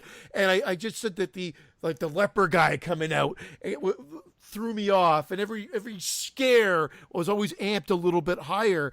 And this time I don't see it as much. I feel like they all land. I'm good with everything in the first chapter for the most part. I would have scaled it back myself if I could have edited the thing or whatnot. But for the most part, everything lands and is scary and it works. I did feel like this felt like Nightmare on Elm Street, just instead of Freddy was Pennywise, more so than the first time I watched it. I noticed it more this time as well, but I won't say that's a bad thing considering Elm Street to me is a 10 out of 10. So yeah. I'm so used to it. That I didn't even think about the Nightmare on Elm Street this time. It was very noticeable the first time because I even came home from the theater. The first post I made on Facebook was because I wanted to beat everyone to the punch. I wrote A Nightmare on It Street right away. I wanted to be the first one to draw that comparison because to me it was glaringly obvious. You Jason Smith us. Yeah, I did. Yeah, I'm Marco Polo. Yes, I got right on it. But I've loved. Nobody's talking about this. I've loved it the most since the beginning. Well, you have always raved about it, and I liked it. I saw this by myself. I remember I was in Winnipeg. I went and I had to kill. I was like by myself on a work trip, and I went and saw it by myself. And I know the girls beside me were scared shitless through the whole thing, and I had a smile on my face. But there were certain points. Well, I always watch a movie in the theater nude. That's just the way I like to absorb. It's much better now in quarantine. Come over here, I'll butter your popcorn. Yeah. You wear a mask over your merkin? I'm always saying it's a cold theater. It's a very cold theater. But I remember watching it and saying, why didn't that work for me? Why didn't that work? Oh, that was a little too overdone. But I'm a little bit more forgiving now because of the character development, because of the way the story unfolds. I'm more into the story now, and I try to separate the effects from it. And that's more than I could say for part 2, where I feel they destroy every scare scene in part 2. Wow. I really do. I really think they ruin every scary scene in part 2. And the great thing about it is I know I'm not alone because my wife said the same thing. She'd never seen part 2. So she watched it for the first time and looked at me. And every time she'd look at me like, are you fucking kidding me? And I'm like, thank God. Someone, it's just like, so that's why we're together. Because she felt the exact same thing without me saying anything. I was just sitting in my chair away. The kids were between us and I'm just watching. And she'd look over at me. And she's like, really? I'm like, yep. But we'll get there. Well, Are you we'll sure she wasn't looking at me like, really? This is what I settled for? You? Yeah. This is who came I'm watching out, this movie with? This is why you're home from 18 years later, she's like, fuck. Like, why? I should have a much better looking man at the other end of the couch. Really? That's probably what. COVID-5? Are you kidding me? It's like more like COVID-15, you fat fuck. Can't you be using like a QB or something while you're watching this movie? You know what those are, right? I love the way this movie really plays on the kids' fears, but also has these moments of pure innocence. It's really just great juxtaposition between the two, back and forth. And it starts off right at the beginning with with Georgie and Bill. You know, the fear of Georgie being in the cellar, going to get the glue for the boat, the fear of a child. It feels like how you feel when you're a kid. Like everything is so terrifying, and then juxtapose it a few minutes later, him running in the puddles, just this picture of innocence and happiness as a small boy or girl. Or whatever. That's a great way to put it. A great sequence. Flows so well. It's perfect. It's perfect. And then the whole scary scene with Pennywise is great there. And then Carrie, again, my wife Carrie's like, this was filmed in Toronto. I'm like, no, it wasn't. And you think everything's filmed in Toronto. I look it up. It's filmed in fucking Toronto. And she actually knew exactly. No, Canadian man. No, but it was filmed. It was Port Hope and Toronto and Vancouver as well, and other areas. But like she knew exactly where it was. You're right. She's like, that sewer's 3 blocks from here. I'm dead serious. She knew. I'm like, are you kidding me? Now we want to go and try to find that sewer so that we could film it and recreate it with our kids. You know who she should have ended up with? She should have ended up with the guy you saw Friday 5 with, who knew it was Roy. They belong together. She knew. She did think he was good looking when she met him. Roy? Yeah, Roy. Oh boy. Why does he keep wearing this hood? He's so much better without the hood on his head. We always get off track, but yeah, that's it. What ratings, guys? Like everything about this, like the bully kids and how far they go bullying, like that's some fucking 11 on the scale of bullying. And just you obviously see his relationship with his dad when he gets home and where he gets it from, and everything they do with that character who's secondary, and how much they give him as a backstory, and it's freaky. And when he kills his dad, that scene is fucking intense. Oh, it's great, but it's a little bit funny. Because that one part always makes me laugh. After he presses the button and the things are talking to him on the screen saying, go on, do it, you know? And then as soon as he does it and the blade goes in, you hear, oh, no.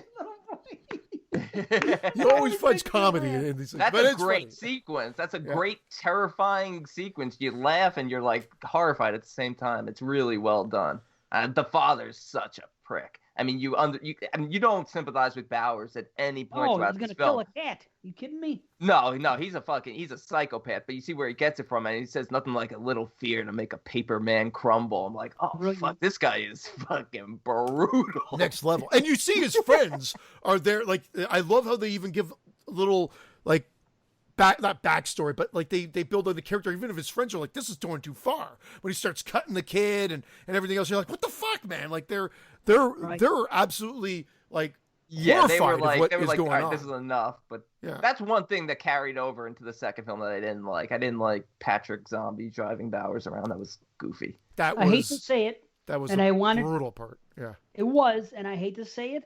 And I don't want to use this word again because I think it makes for a bad review and a bad, and an unfair way to watch a movie and to do it. But that comes from the book, and I don't want to talk about the book because that's how you bring a movie down. I take this movie the same way I take Rob Zombie Halloween. Too much typing. The same way I take Rob Zombie Halloween as a standalone movie and don't even think about 1978 John Carpenter anymore. And each time I watch it now, since having that mentality, it keeps going up. And I think that is the way to go. And if you're one of these people that compare it to the book, you're going to have a bad time. Like that guy says in South Park. It just, don't do it. That was one thing. This is it. If you want to compare it to the miniseries, that's fine. It's another movie. I get that. But unfortunately, there were some things that had to be done for the sake of, adapting it. And that's something from there. Think about it from like the movie Christine.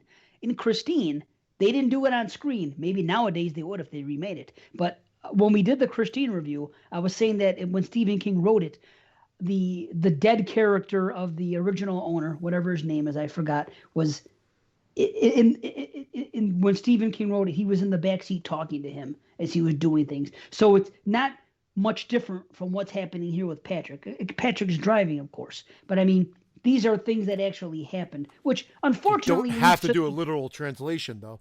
No, you don't. So many times they don't do that. Well, that's what I'm saying. You have to give it some.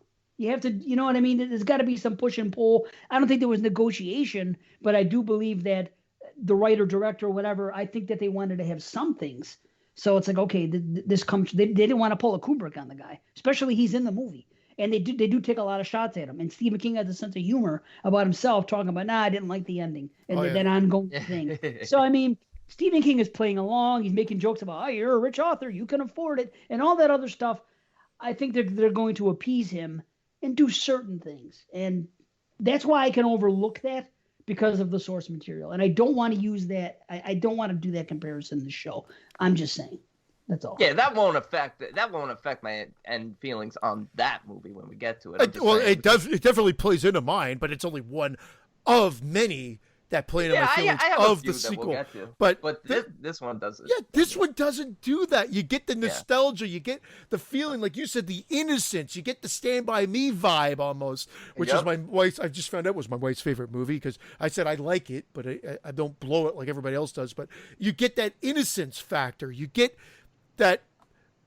Unfortunately, again, everybody calls it the Stranger Things factor because it all kind of happened at the same time, but this encapsulates that time period and the fact of remembering just going out and riding your bikes with your kids, and then they have to deal with this fucking terror and the added threat of the parents. Like every parent in this that you do see is not presented in the best way. The bully's dad is a fucking psychopath.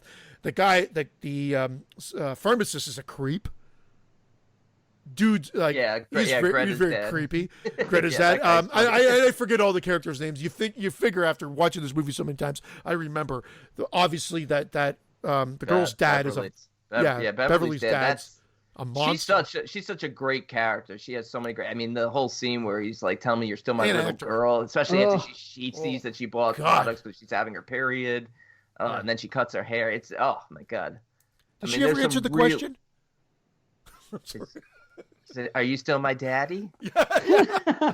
Give me the old shish kebab. Horrible. It was, but that they do it so bad, and it's unsettling. Like they don't really hold back there. You get it. Like I mean, you just feel dirty. It's just gross scene. And then that dude's mom, that like she's a hypochondriac. She's creepy too. Yeah, she's Munchausen. Yeah, exactly. She's basically like keeping him sick, convincing him he's sick, even though there's nothing wrong with him. Stanley's father, who's the rabbi, is sort of just disappointed that his son isn't, up to par on his bar mitzvah. Bill, of course, feels guilty about Georgie because he wasn't really sick. He just didn't want to go out and play. And that's the only exception, I think, to my rule, because I can understand that father being like, let it go. He's dead because it's not healthy for him to think of it. So I forgive, like, and that scene's great. Especially with the construction that he did and everything else. Give the fucking gerbil back his pipes. Poor guy, I know, right? But I thought the dad was great. That made sense to me, and I would not put him in the same league. So the argument falls flat there. But I mean, every other parent is not presented in the best light. That's for sure. You know who the father is, right? Who? Steven Weber is the father of Bill, who was always tied up with Stephen King projects. Yeah, he was the father in the Shining TV adaptation. Was he in that 1922 movie or whatever? Pardon me? Was he in that 1922 or whatever? Was he in that movie? No, I don't know. I'm asking. I have no clue. I can't remember everything, but I know he's done a handful, and I know that at least 2 or 3. And he also does the narration for the. If you listen to the audiobook for it, he does the. He narrates it, but he has connections with Stephen King, so it's kind of cool that he was in here as well. And I didn't realize it was him at first, so somebody told me because he just looks a little bit older and different haircut or whatever. But I'm gonna say this about this movie overall. To me, I think that this is the best best horror movie that has kids in it as the protagonist. Yeah. I don't think there is a better movie or a more horrific movie than this. That's why I think this movie is so special. There is nothing I can compare it to that's a horror movie. Nothing. Well, I think you're right. For the age of these characters, they're not teens. Right. They're kind of on that tween, like 12? 12, maybe 13? I think they're supposed to be 13 in this. Yeah. Because Stanley, your bar mitzvah is normally when you're 13. So they're 12, 13 years old. Okay, perfect. Because usually when you think of teens or in a horror movie teens, they're usually 20-somethings playing like 17 to 19 range. And that's typically, maybe they're supposed to be 15, but it never seems to be that way. They look younger. So I agree, Dave. I agree. I mean, you had back in our day, you had, which you don't have any nostalgia for, the Monster Squad. But that was still family-oriented horror. This is straight up horror. Yeah. With and kids. Vicious. And it's kids vicious. Getting murdered. Like that opening scene tells you, like, that is a great scene. Like I said earlier, and like you said, with him getting pulled in and that hand coming out, extend a hand, like Freddy extend a hand, grabbing Georgie, just pulling him into the fucking thing. Yeah, I won't even get into an argument anymore. Not that I ever did, but I would never even argue the Bill Skarsgård versus Tim Curry. They're two great performances. Bill Skarsgård is fucking phenomenal. He's phenomenal. I mean, that I was fucking paying eye. attention. Yeah. Oh, yeah. And there's something he does right before he's about to attack where he goes catatonic. Yeah. Like he just like he talks. Exactly, and starts drooling, and I'm just like, fuck, man. You just pay attention more to his mannerisms and his facial expressions the more you watch it. And oh man, he's terrific. Guys, I love Tim Curry. Yeah, me too. I am not a fan. I never have been. I don't care if it's blasphemy because I know there's a lot of people that love it. I can't watch that miniseries. That miniseries is boring beyond fucking belief. I think the acting, other than Tim Curry, is horrible in that movie. I have no problem saying it. I don't get that movie. I don't get the love for the original Pet Sematary. I just find these movies do not hold any. It was a bad time in horror. I get that 89, 90 in the sense of, like, from a Stephen King adaptation standpoint. Those are not high on any list of mine. And I have no... I'll revisit Pet Sematary a little bit more so. I tried it, the original. Not for me. No. We should watch it for a show again. We should do it. It's been a while since I watched it. Maybe next year when we're picking, maybe we should randomly do Pet Sematary or maybe do like a mini Stephen King thing or something. I don't know. Just a reason to watch it because I have it on 4K. I have to watch it again. It might be fun. I've got it on Blue and that it's a Stephen King set and it came with. Oh yeah. The original but this just made it more. It just everything about this is on a higher level, and like I said, like I did have issues with the leper. Overused, I thought. I don't have as many issues with it now. I'm a little bit more forgiving with it, but I did think it was terrific. I do too. I think it's supposed to because it's the mind of a child. Exactly. Yeah, and I like the special effects. I know people criticize, CGI and stuff, but I think everything plays. It's very.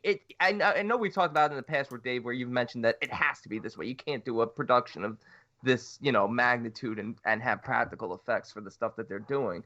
But I kind of like it. It's very jarring and nightmarish, and like you said, it works from the perspective of kids. I mean, they're kids. Yeah, but we are the audience, so that it's gotta have a happy balance there. And I'm in the minority here, but I do definitely prefer 1 to 2. 2 jumps the shark 100% with the CG out of the gate. It is horrible. And that's my problem with 2, because it takes you so far out of the story from that. But again, segue into that after. But this one, I've become more forgiving. I could see your argument, but there's just, it feels like they could have taken it back a step and still had the scare factor. It still could have been terrifying without it being so in your face. But I can see your argument. I can definitely see where you're coming from. And I think I cut you off, Brandon, so I apologize. Oh, no. Oh, it's okay. You didn't cut me off. I don't think so. You sound Canadian there. Oh, no, it's okay. Oh, so sorry. It's okay. Yeah, it's okay. So very sorry. But yeah, I mean, there's definitely more hits. I'm sorry that you feel sorry right now. The soundtrack is good. The scary house is good. the development of the great. story. Mike does feel a little wedged in here. I would have liked a little bit more Mike in the story. I think they try to make up for that in part 2. But even in part 2, Mike to me always feels not underdeveloped, just maybe ignored a little bit. Like I like that they have the I mean, we'll get to it in part 2. I feel like the ending is finally like Mike coming to terms with everything and kind of moving on with his life. But I always feel like he's sort of just in the background. But there are so many damn characters that That's they how are. he's written, though. Yeah. No, I know. I've heard that. Understand. And when people complained about Mike not being the one that was all about history, and they gave that to Ben and everything else, and why did they do that? And I said it then on the year-end show. It doesn't make. I said wait till part 2. You're going to see more of Mike. The thing is, this is what people are forgetting. When in the original movie, in the miniseries, it was back and forth. It was adult children. So you were able to see all that stuff. Now in this movie, if you took that movie, the original miniseries, and cut it in half the way this was, and just showed the kid stuff, and then showed the adult stuff, Mike is only going to be in there for like the last 25% of the movie. He's not there. The only reason why they gave him all this stuff because of that type of storytelling was because it makes sense. You can do the back and forth. But if you're going to make the movie this way, if they decided when they made this movie, we're doing chapter 1 with the kids, we're doing chapter 2 with the adults with a little bit of flashback. When they made that decision, there was no other logical way from a storytelling standpoint to do it, because Mike doesn't come until later. So you're not going to have, why would Mike, he wasn't the new kid at school, he was still the outside kid. So doesn't it make a whole lot more sense for Ben to be the new kid, pun intended, the new kid, that stuff's great, but to be the new kid, not have friends, and what's he going to do in his spare time? Why would he not be at the library researching? I think it adds to his character. I like it. Mike doesn't need it. And it isn't that Mike just doesn't need it. It wouldn't make sense because he would come too far in the movie then all this stuff would be forced in like a matter of like freaking, a 2-minute exposition where Ben, you see him building on it. The first time you see Ben getting scared, when they had that first montage of all the kids getting scared, he's the first one in the library with that thing and the guy in the tree and being chased. So right off the bat, you see what he's doing. And then you see that he's learning. And then when he brings the kids over, for the first time to his house, and he informs them about all the stuff, it's there to be presented in narratively the way it should be. You can't give that to Mike in this movie. It wouldn't work. And that frustrated me to no end when people, that was their critique, because I wanted to shake them and say, don't you see how this doesn't work using this story, using this storytelling? If you're looking Mike's at the book or the miniseries. He is. Yes, he's homeschooled, and he's from another. Yeah, so he couldn't narrate the kids because he doesn't really know them. He doesn't meet them until later on. He doesn't come to the end. Right, that's what I'm saying. And in the original movie, he doesn't come in until, it's like maybe the last 25% of the kid stuff. That's when they meet him, and he's the last one they rescue, and they're they're getting together the Losers Club, and they finally become the official Losers Club. But it's too late into the film, where in the original film, he's already at their school talking about things in front of the classroom, saying that this happened in the past and this happened in the past and this in Derry. You know what I mean? But they weren't friends with him yet. He was just there. So that's why we were able to see it in that way. They didn't do that here. They decided to take the characters and give them more than just say, at least in this one, you learn more about his character and what's going on, what happened with his parents and how he has to deal with that, and being from the outside and coming in, and that scary, terrifying scene when they're behind the door when he comes to deliver the meat, and everything going on with his grandfather and what he says about, killing the cattle and all that stuff, and the doing what you got to do, and how it plays into his character. I think it's done better this way. Yeah, that's fun. It works. I just feel like at the end, you kind of get that Star Wars syndrome where you're on board, but then in retrospect, when you look at the whole story, you're like talking about. I think a Family Guy. I don't know how this comparison came into place, but when Family Guy made fun of Star Wars in their sort of satire episode of that, they're talking about like the Force, and he's like talking about, oh, you mean that thing you just learned about 20 minutes ago or something. But when you watch the movie, you don't really question it. And where I'm going with this in a really bizarre comparison is that while you're watching this movie unfold, you might not be questioning it there, but then once it's over, he's kind of wedged in and he's like one of the losers and one of everything, but he was just there like for maybe the last week. Like, and there's this long connection 27 years later. Hey, it's Mike. And they forgot everything else. And then again, I know that they're playing with the memories there. I just feel like from a structure, that's fine. However King decided to write it. But when you're doing the movie version now, how do you make this work? So Dave, I can understand where you're coming from, but I think they needed to incorporate the friendship aspect earlier. I do feel you there. I do understand that, because then they had to get really close really quick. But then again, anybody that goes through something like that, you kind of do feel a closeness. Because think about that. It's a secret that nobody else in the town knows except for this group of kids. Yeah. So you're going to kind of have a quick developing relationship when all you guys are fighting the evilest of evil. You're the only ones that know about it. So it's almost like evil. Like the Goonies, for example. The Goonies mostly knew each other, but they still... Good enough for me. Yeah, but I mean... no, I get you now. Good enough.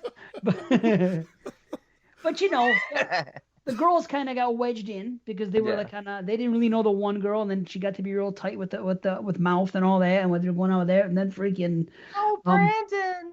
And I then just play that on a Sloth. loop at night when I go to bed. Yeah. Oh, her. Yeah, that too. Carrie Green or whatever. But I mean, speaking of Goonies, that's kind of what this is like. You take a movie like Goonies, but let's make it a horror to the most, and not just horror to the most, where kids are getting killed in violent ways. That's why I put this movie on the level I put it on. Yeah. That's another good example of the argument I was just making. How Sloth is now going to be fucking Chunk's family member after just hanging out with him for one day. There you go. I love you, Chunk. I love you, Sloth. You're going to live with me now. Parents are like, what the fuck you talking about? This mongoloid ain't coming in my house. Yeah. Hey, you guys. Off the cliff he goes. But Christian, you got to remember, in part 2, they do play with the missing scenes. Sort of, they flash back to like the in between scenes. They do. So even though they're not They showing show a lot more. of Mike in there, we do miss like a month, especially with the fallout between Bill and Richie. You assume Mike right. is around. You don't. It would be There's nice hope. to see it, but I forgive it for the fact that I know it's. And there. you're right. And so yeah, when you did the tree fort stuff in 2 and the underground tree fort that suddenly pops up, because my wife's like, they didn't talk about a tree fort. I'm like, they're telling you right now, Kara, about the tree fort. They did talk about it. You forgot about it between the time It Chapter 1 came out and It Chapter 2 came out because they were so far apart. That was Pennywise's plan. You were too separated from it. So, anyway, the cliff jump, the quarry cliff jump. Great. That to me is like the last moment of innocence for these kids before the shit really hits the fan. And I really think that scene is presented in that way. It's sort of like their last day as children. Man, That's I would have awesome. been scared to make that jump. I would do it though. I would definitely do it. I'd do it. I mean, one person did it before me. That's it. Girl or boy. And he runs. I don't care. Nope. I'm not gonna be the first. I wouldn't jump first either. Bev jumped first because she did. Marco Polo. You mean Jason Smith? Exactly. I'm not gonna be the Jason Smith. Oh, there were rocks. No, but I love that the whole Ben versus Bill thing. I was like, come on, Ben, please win. Send Bill back to the lodge. That fucking sinner. Oh boy. Okay.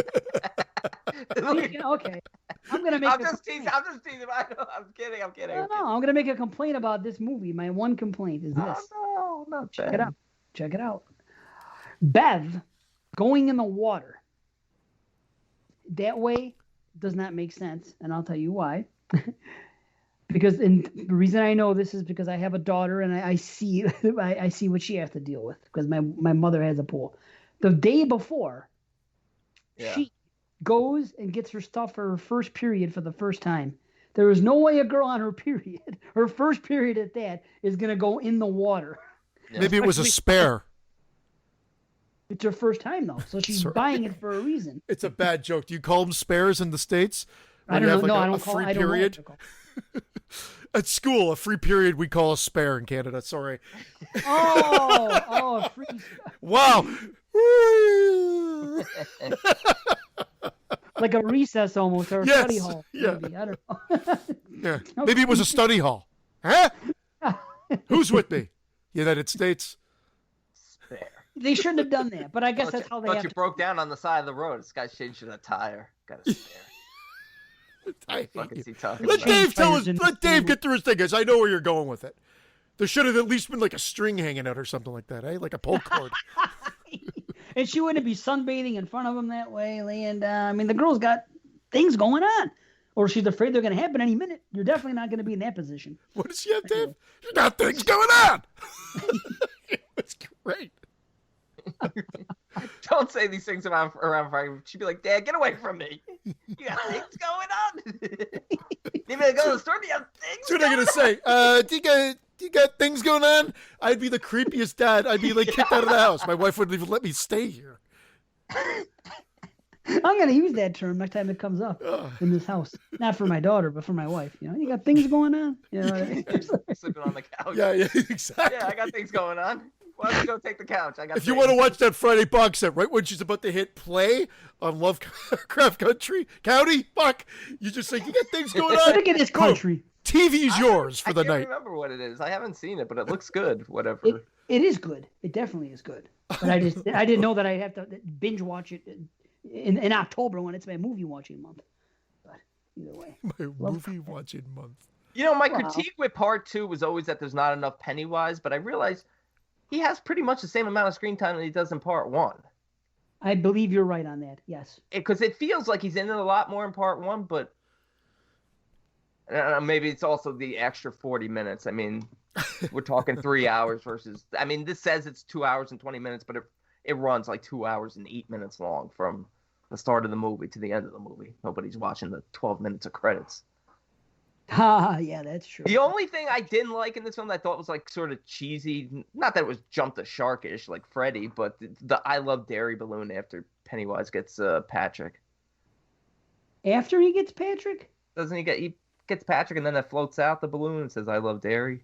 Yeah, but we see that I Love Dairy all the time, that balloon. You just don't like it in that instance after he kills Patrick, you're saying? Yeah, it just because it floats up and it turns and it faces the camera and it looks almost like a message to the people. No. Okay. Yeah, It's sort of in your face rather than. I mean, I love the balloon, but it seems like when you see it in other scenes, it seems like you don't even see the I Love Dairy. It just looks like just a random plain red balloon. Whereas here it floats up. It's like, whoop, I love dairy.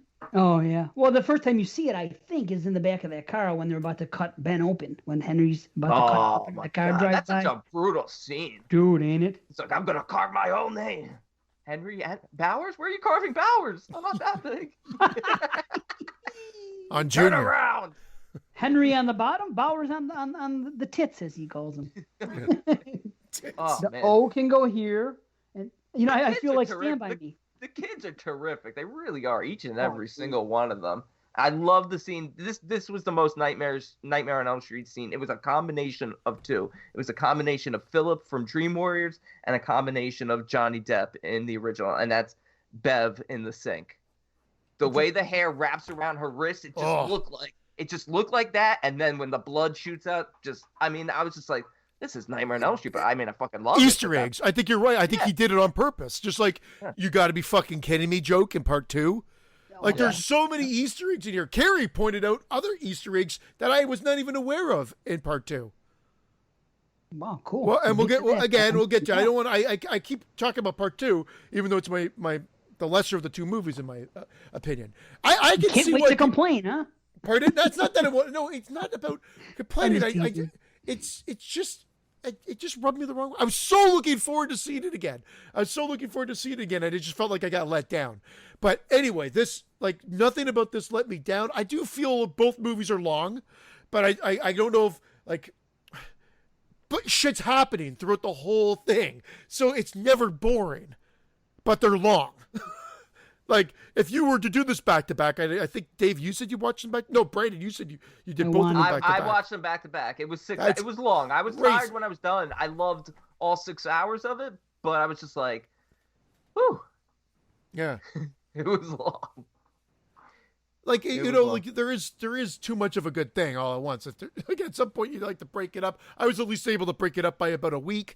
And like I said, like this one This one's gone up. Not a shitload. I think I rated it an 8 out of 10 back in the day. I think it was 7.5 at first watch, 8 when we did the year-end show, and I'd watch it again, and then it's gone up a little bit. We could talk all day about this, and that's the thing. Like, there's so many scenes I have notes. are crazy. Yeah, well, there you go. You haven't even touched your notes yet, I don't think, which is scary. Really.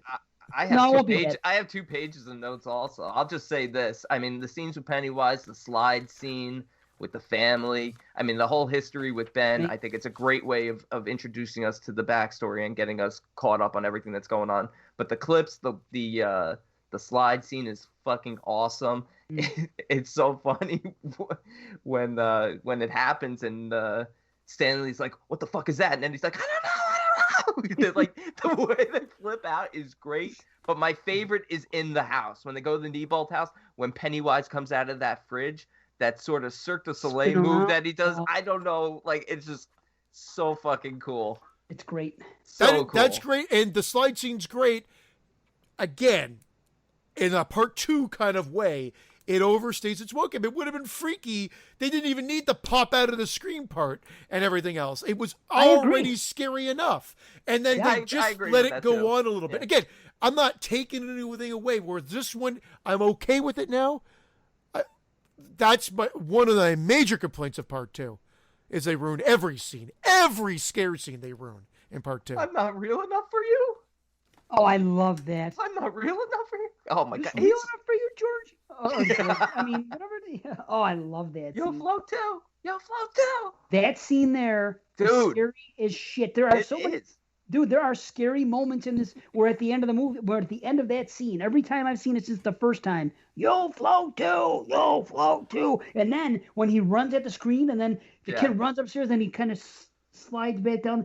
At the end of that scene, I'm like, whoa. The first, seriously, that gets me every time. I think it's so well executed and scary. Yeah. There are a couple scenes like that in this movie, but that to me is the best part as far as scare is concerned. People don't talk about that, but that's what it is about this movie. It is scary, and on top of that, I will agree with you as a seasoned horror fan, if you will, that they didn't have to go that extra step and have him come out of the thing and do that. But talk to anybody, talk to the normies, talk to the people that made this the highest grossing horror movie ever, and that's one of the first things they bring up.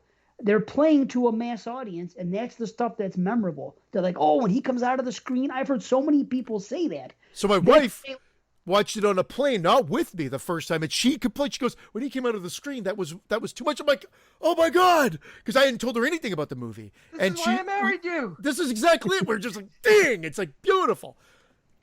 What are but those ask around. Yeah. Oh, Wonder Powers. Yeah. Yeah, activate. A jaded Canadian. Typically, I don't just run around on the street and go, hey, this scene in it, when he pops out of the screen, yay or nay? Dude, people in the theater were popping when that shit he's setting up a Change My Mind stand in front of a sewer. Change my mind. Right in front of a sewer with a red balloon hanging. Again, that's why I was responding to Marco, because he put hockey's not gay, Christian is gay. Changed my mind. Kudos to him. That was awesome. But that's why I came down on Finland earlier. I knew there was a reason I was going to bring Finland up. Anyway, again, with those scenes, I like them. I've grown to like them, but that staccato kind of thing to the camera. That. I think it would have been better. Again, I feel like that's been the amped up once, maybe fine, but they do it so many times. I think, what if he just floated up, like just right up to the camera? I think it would have been like The Nun. Way cooler.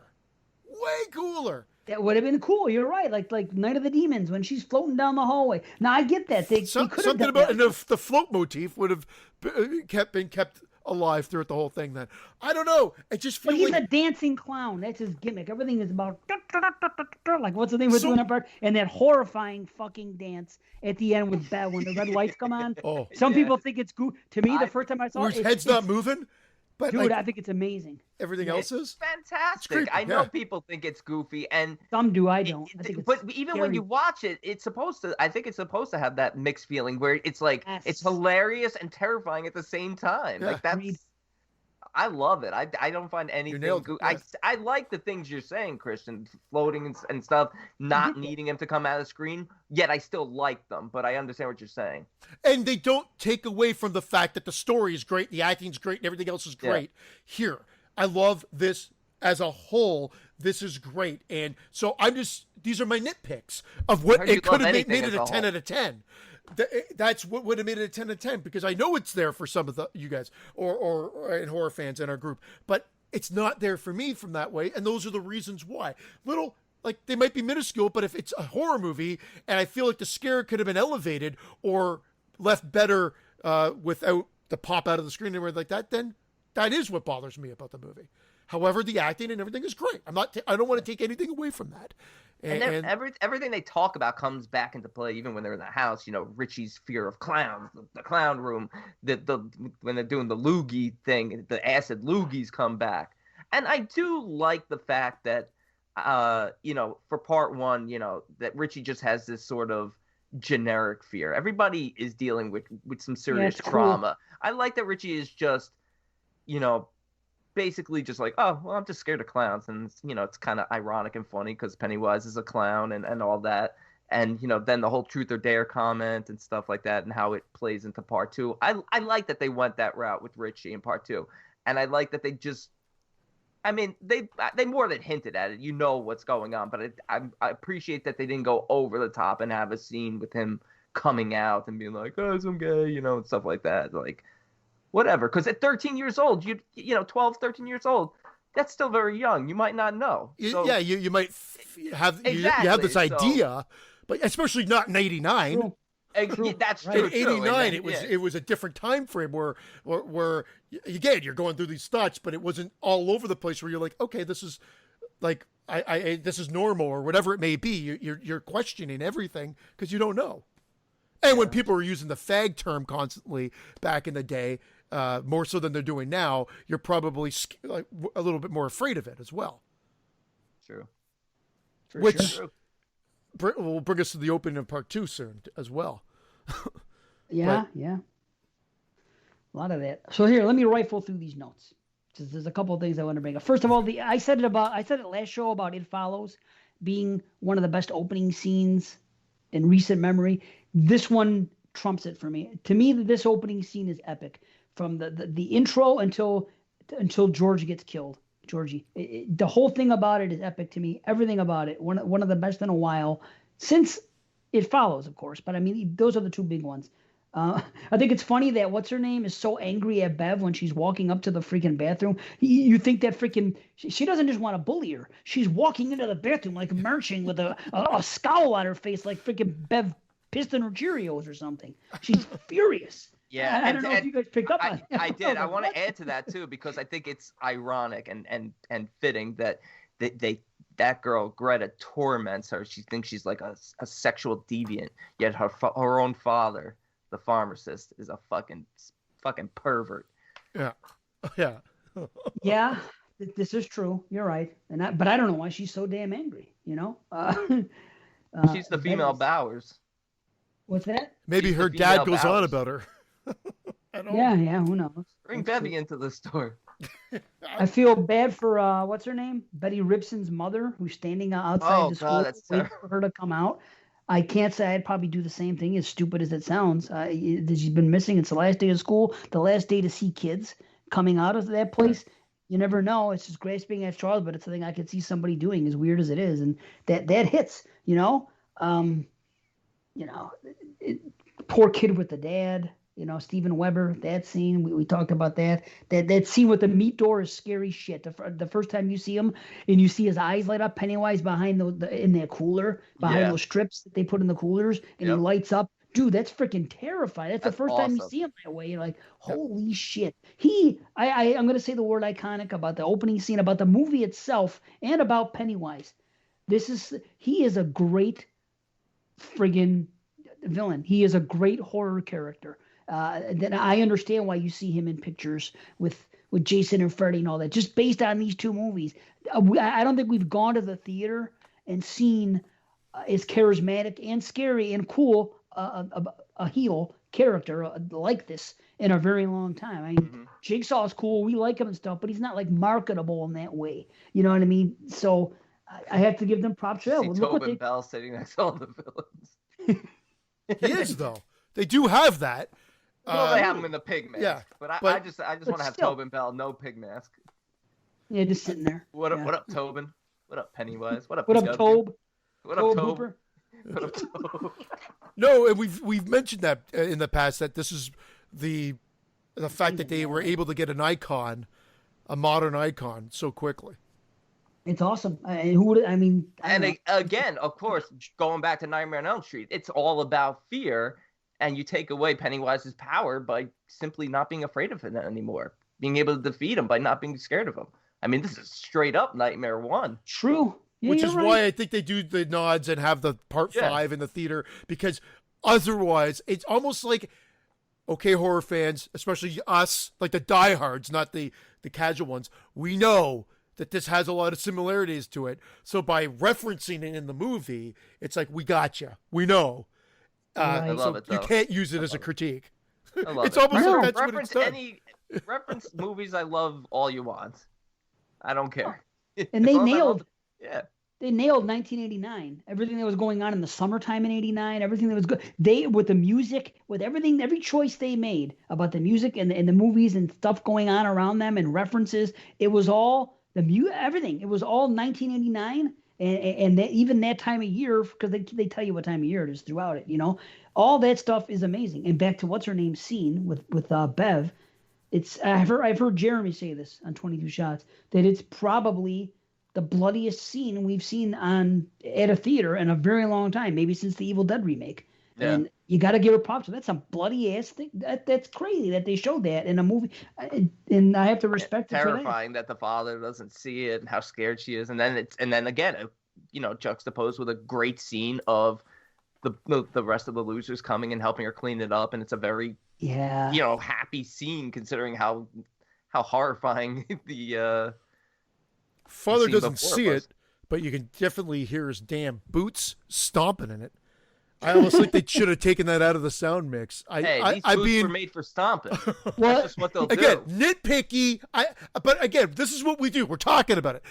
But call me out on it. I don't care if it's fucking crazy. But they should have. You could hear the when he's walking in. And sorry. That was pretty good, actually. That was really good. That was really good. But look, but we're going with the reliable narrator. Reliable. That sounds like two things. That sounds like somebody's boots sloshing through something like blood, or what's the other thing it sounds like? Do it one more, Dave. What does it sound like? Do it again. Me coming in both of your faces? It's something sexual, but do it one more time so Dave can hear it again. It sounds exactly like you're gonna laugh when I tell you. Unless you've never watched. No, it sounds like when a dog's licking his balls. Oh, I've never been around a male dog licking his balls. So no, you gotta get on that. I can't wait. I've seen a dog lick his balls. That's one thing you've never seen. Yeah, I haven't seen my cat's dick, so I want to see a dog lick his balls. Yeah. That's exactly what it sounds like when a dog licks his balls. Brought me back to the good old days. So back to Bevy. Bevy. We're going by Bev as the reliable narrator. We're seeing the blood through her eyes. So why would we not see or hear him walking through it? Because this is what she's seeing and hearing. Yeah. Because that's going to play up more. If we don't hear it, that works. I'll take it. Yeah, and the ball would be dropped if we didn't hear it, because then goes up a whole point now. And he's just as much of a boogeyman to her as Pennywise is, so it makes sense. The sort of sound of his boots getting closer. Absolutely. And now, okay, how about this one? And that they knock boots. We still end up knocking the boots. Yeah. Nice. And they knock boots. These boots are made for knocking. They knock boots. I'm picturing those boots of hers too, because she has those big boots. You know what I'm talking about? Yeah. Terrible. So it's what a weird picture to have hanging up, especially in a synagogue. Isn't that in that guy that scary ass deranged freaking Mona Lisa thing? That why would you have that picture? I don't know. That To thing begin is with. terrifying. It is terrifying. Is that the Jewish Mona Lisa? Yeah. It's Mona Yanessa. Is that a Jewish name? I don't know. Nessa. Brandon's not helping us out with this at all. It's Mona Lisa Baum. Lisa Baum? Okay. Yeah, usually if you had Baum or Berg. Mona Lisa Berg. Mona Stein. Mona Stein. I'm thinking of like a first name. Like what's a good first name for a Jewish girl? Like a classic name. Rachel. Rebecca. Okay. Rachel. Mona Rachel. Okay. I guess Mona Jews. Rachel. What? How about Rachel Lisa? What do you say, Rachel and Lisa? Yeah, Wendy this- and Lisa? I'm thinking of a good first name for a Jewish person, and then he gives it the last name. No. He did do that. He's like, what's a good first name? You're for a Jewish completely girl? wrong. Rachel. Mona Rachel. No. Mona Lisa, because Lisa is her first name. It's not going to be a last name, right? I always picture Mona Lisa. You could call it like Mona Karen or Mona Heather. It's like Lisa. Yeah. So instead of it being Lisa, it's Rachel. Mona Rachel. Get it? Mona, to me, is like something that they just threw on there. No, Like- I don't think so. So Lisa's. So Wait. hold on. The implication in Mona Lisa is that Lisa is her last name. You've made me name Just Mona like- Lisa. I gotta look it up. Is it Miss Mona shocked. Lisa? No, it's Madame Lisa Giogondo, wife of wealthy Florentine. So received the name Mona Lisa. So Right. Mona is Madame. Lisa was her name. Okay. And Well, Lisa was her name. Mona. Hey, unless we go by My Cousin Vinny, because Marissa Tomei's name and that was Miss Mona Lisa Vito. Wasn't Mona Lisa. Lisa. Mona the name of the mom and who's the boss? Yeah, Mona. Yeah, that was the old lady's name. Yeah. Mona. And Lemmy was the head of Mona Head. We got to get to 2 because we got to keep on track here. Okay, all right. I'll try to fly to that. The scene with Eddie is great with Pennywise when he goes to the freaking empty place and he sees him with the balloons. That Oh, Yeah, right after the Terrifying. leopard scene that Christian criticized, he doesn't even point out that beautiful balloon scene. it's amazing, and it's good. Eddie is a great overlooked character. He's freaking so good in this movie. Everybody talks about others more than him, and I think he's great. Bowers and the Day. You could see Stan's afraid already, so it 100% makes sense what happens in part 2 towards the end of the movie. He's like the biggest chicken shit of them all, so it ties in. It's good. The way she backs up at the end is really scary when she's walking. The Mona Lisa woman backing up and all that shit. Yeah, dude, that's something about it's creepy. The Georgie scene is awesome. Speaking of the Thing, one more thing that reminds you of the Thing is when what's his name after he gets shot in the head, the fake Georgie, and he's on the ground, he starts doing that shaking thing. Yeah. The tentacles come out. Totally the Thing. Shaker, yeah. Yeah, they do the thing in both movies, and you would think I would think if I was Bill, I wouldn't have had the confidence. I thought it would have been funny if the ending was that really was Georgie. He's like, "Fuck, I killed Georgie." Imagine. Pennywise Whoopsies. taps him on the shoulder. He's like, "Hello, Billy. You just killed Yeah. Georgie." Oh, I was gonna give him back to you. Yeah. That is great though. At the end, when he tries to negotiate, and he said Yeah. that whole scene, and then his speech, Richie's speech. Now we got to kill this fucking clown. Yeah. Is awesome, and it's actually a really good demise of Pennywise too. And I'm gonna have something different to say in the next movie, but it's a really good demise of him when his when his head unfolds and what does it, and he says fear. Dude, I think that's tremendous. Yeah. That's great, and the final shots, great. So almost everything about this movie is nothing but The great. only thing that was kind of goofy, I know he had that scene where Pennywise bit him on the head, but when they're at the end about to say their goodbyes, Stanley, the way he's wrapped, it's like an old like World War I like veteran. Definitely. You've got that bandage wrapped around his head under. Oh his my god, chin. it looks like you got the mumps. I was Right. laughing my fucking that a whole point taken off for that. Who But it's kids. it looked ridiculous. But it's kids. It does look ridiculous. At 12, I couldn't do much better. It's so funny. Fucking mumps. Mumps.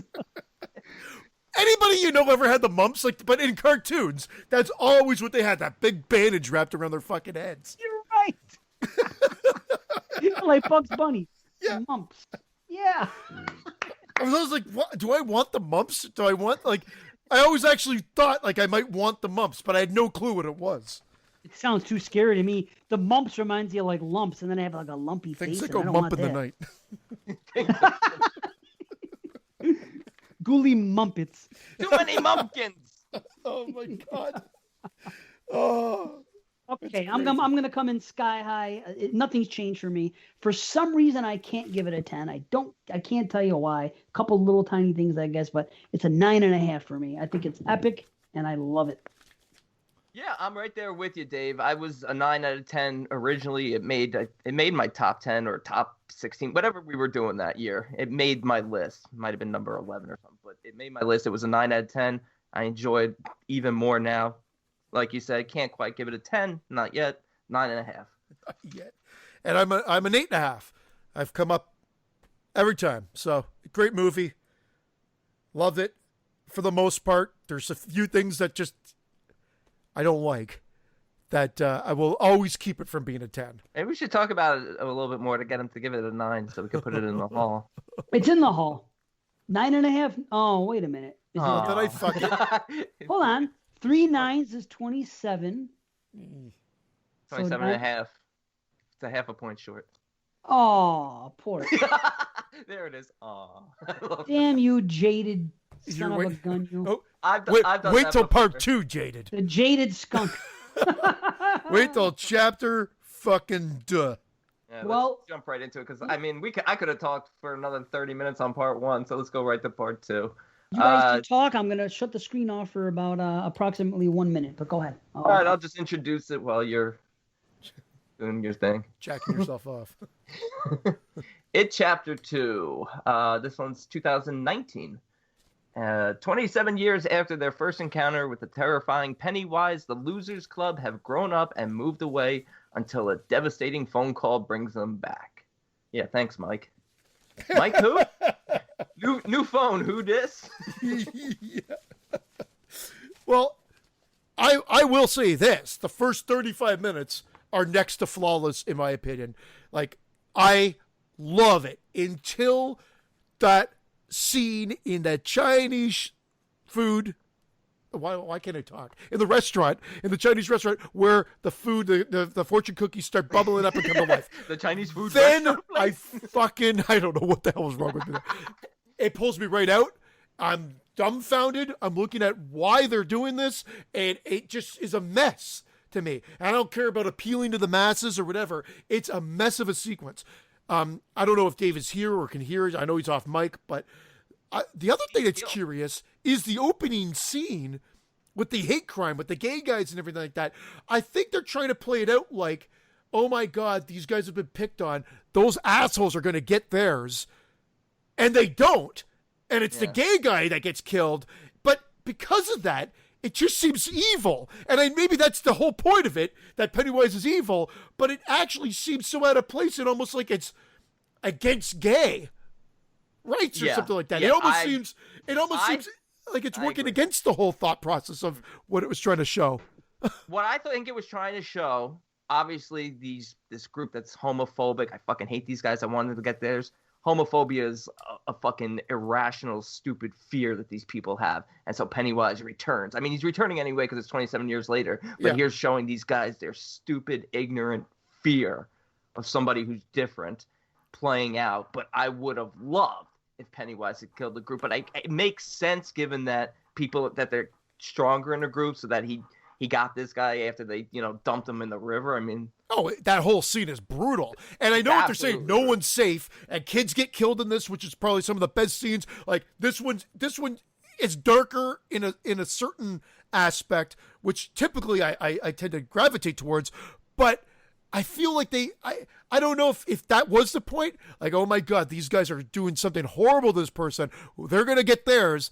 And no, it's the gay guy that gets it. And then you're just like kind of left. And even at the end, Carrie and I were talking, we're like, isn't that weird that never came back into play after? Yeah. It never came back into play. The cops were there and stuff, so you assume maybe they arrested him. And that kid, that fucking Weasley-looking kid, he reminded me of the kid from Christmas Story. What, was it Scud Fargus or whatever? He's such an asshole kid. Yeah, what a fucking douche. Oh, man. But I thought it was just a great scene of just like, here's a scene of just like fucking fear presented in a different way, in a mean-spirited way, and brutal. Yeah. And again, the adult versions perfectly casted. I cannot believe how good it was. They even got a boring mic. Everything was great, man. Everything was fucking great until those fucking fortune cookies started bubbling out of that fucking dish. But that's the story. How can you do it better? You know what the leave those out. Is? Have them start vibrating, and then have that black viscous blood come out, and don't have them crack and have all those CG fucking bullshit things come out. They were horrible. Great though. I love but that's what I'm gonna say. I like about it, even though I agree with you, Christian, about it, and also the. I mean, I know it's a Chinese restaurant. They're going to have Chinese music, but it seems like they amped it up and made it, like, intentionally racist at times. The only thing they left out is, we love you, long time. It was so ridiculous. When the waitress comes back in and says, is everything okay? Yeah. Like, how about get the fuck out of my place? You're smashing fucking... Although that's a good joke. That's a cinematic joke. It is a good joke. It's silly. Back to the fortune cookie. The baby thing that comes out, I think, is awesome. It's a foreshadowing of how they're going to defeat this evil in the end by making it small and turning it back to a baby. So I thought that was awesome in a way. I mean, I'm not saying it didn't look silly, but I'm saying, oh wow, why are we seeing a baby face on this thing? Well, then why not just have floating dead babies in the aquarium instead of severed heads or something like that? There's so much. The aquarium. The aquarium. What did I say? Aquarium. Fuck off, the two of you. They knew you pluralized. Use. The awkward aquarium. The aquarium. The aquarium. I fucking want to just strangle the life out of it. Is that like when you're kind of tentative to ask your family to go to the aquarium? You're like, you want to go to the aquarium? Speaking of sea, did you guys, I may as well kick them while he's down. Did you see that they named the freaking the place they went to, the Chinese restaurant, after Christian? It was called Jaded of the Orient. It's this one, for whatever reason, I'm on board. I love the actors. I love the acting. I do think they relied too much on making the old characters sound exactly like their younger selves. Like they couldn't have. Now, whether that's because they've been pulled back into Derry, that it's supposed to be a better parallel, but that was another quibble that we just, as it went on, I'm like, well, they're too much like it. I mean, we get it. They're the older version. Okay, got it. But it just was too much. But then I guess that was the argument I can almost say towards it. However, every scare scene, every effect sequence is, as I put in text to you guys, amped up to 11. Like you complain about Friday the 13th or Nightmare on Elm Street 4, Dave, and that's what I felt here. Is like everything's like, whoa, we got it. We did this. Now we're gonna do this, and it is not scary in the slightest, and it destroys all the parts that are scary with something that's absolutely ridiculous. And another perfect example of this is a terrifying sequence when she goes back to her old apartment, grown up, talks with the old lady, and there's a great sequence there where the voice changes and gets dark, and they absolutely ruin that fucking scene by having what I used to call the tree monster come out, but I guess it's supposed to be an old witch come out and with the teeth on their neck, and she comes lumbering down the fucking hallway again, and it's too much. They killed everything great about that scene. I can't disagree with him. He's right, because the scariest part of that scene is when she leaves and she looks back and realizes that the building's dilapidated and it's been abandoned the whole time. So there was nobody even there to begin with. But what had to chase her out? I'm not disagreeing. The scary voice. And then she looks and I think she sees something in the washroom again or whatever, and then she's Pennywise, which is great. And then that she could just back up and get out. I agree, but again, it's people that go to the theater to see this shit have come up in recent memory. This is a product of its time where you got to think about movies like The Conjuring and all that stuff. That there's always something chasing you. Like look at the Conjuring movies, and they just keep adding. They have a nun. They have a freaking what's that guy? The freaking tall man, or whatever the hell it was. The crooked man. This and that. That's what's hot in horror right now. That's what my urologist calls me. The crooked man. I agree with you as a seasoned in quotes horror fan. Just the critique you said before, I'm going to have the same rebuttal, and I'm not saying I disagree with you. I'm just saying that this is a product of its time, and that the kids in the audience and the people in the audience are expecting some monster that looks something like that at some point to come out and do it. That's just how horror is now. It can't be subtle anymore. But especially at the theater. That's what independent horror is good for. And that took me out of the movie. So the fortune cookie scene took me out of the movie. Then Mike's retelling of where the evil generated from, I think could have been done so much better. And don't get me wrong, I thought the director was so good with part one that they could have told the story kind of like how Krampus did it, where they tell the history and it was done in that way. This was done so much CGI. And again, I'm just looking at my wife and we're looking at each other going, this is fucking brutal. It needs to be there, but it could have been handled so much better. So it took me out of the story again. And then every fucking scene that was supposed to be great ended up, I felt like, disappointed me. So overall, although I liked the actors and I liked the continuation of the story, I was thoroughly disappointed overall with the movie. Look at it this. Okay. That scene you're talking about, I think it goes on a little too long. There's a little too much backstory with the ritual of Chud and all that stuff. I think it's a little too much. They probably could have cut that entire thing, the ritual itself, and his telling of the story, maybe by 10 minutes. I'll give you that. But as far as the visualization of it, it's coming from the mind of somebody tripping on peyote or something like that. Yeah. So it has to be kind of out there. They've already gave you the basics. We see the visual of the moving thing on that leather, whatever the hell, which is a good way to that does happen when you're tripping on. When you start, that's when you realize wait, something's not right. Right. Good, but they could have that nice tote bag. What was it? You get what I'm saying? Why is he dipping out? I don't want to start anything bad, but I can't hear him. What happened? No, you're good now, but you dipped out. Can you hear him? Yeah. What'd you say, B? I dipped out. Yeah. Your volume got lower. We don't want to start anything, but you always told me to let you know. Oh no. There. Yeah, you got to tell me. There we go. Yeah. You're back. Drop down. I don't know what did you I say? Oh, maybe because I had to mute my microphone for a sec. Oh, okay. Good.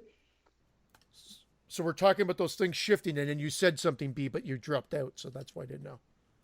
Yeah, no, I was, the ritual of Chud or whatever, and I don't know. Bag, you said? It reminded you of a bag? Oh, the tote bag. A tote bag. Oh, like a Boda bag or something? Like a duotang. Okay. A duotang, yeah. Duotang. Yeah. Duotang. Like a duotang clan. But it's a trippy visual. So you're seeing it through his eyes. They got to go out there a little bit. You know what I mean? I'm just trying to give you a. No, I actually liked it because I never read the original material, but when this movie was first in production and stuff, people were saying, oh, they're going to put the ritual of Chud in and all this, and I'm thinking to myself, I don't want it to get too carried away. So I thought that having the history with the Shakapiwa and stuff be told very quickly, and of course Mike is lying about the outcome of it. I get what Christian's saying with things being over the top. I thought like the Paul Bunyan statue is over the top, but I still enjoy. But I love it. No, I love it though. But I know I know why these scenes are taking them out because they are less. But they are less scary than in part one. They are, but they're adults. But the character. The kid would be scary. If you're a kid, if that giant Paul Bunyan was chasing the young kid, that would be more scary than a grown man. That's what it is.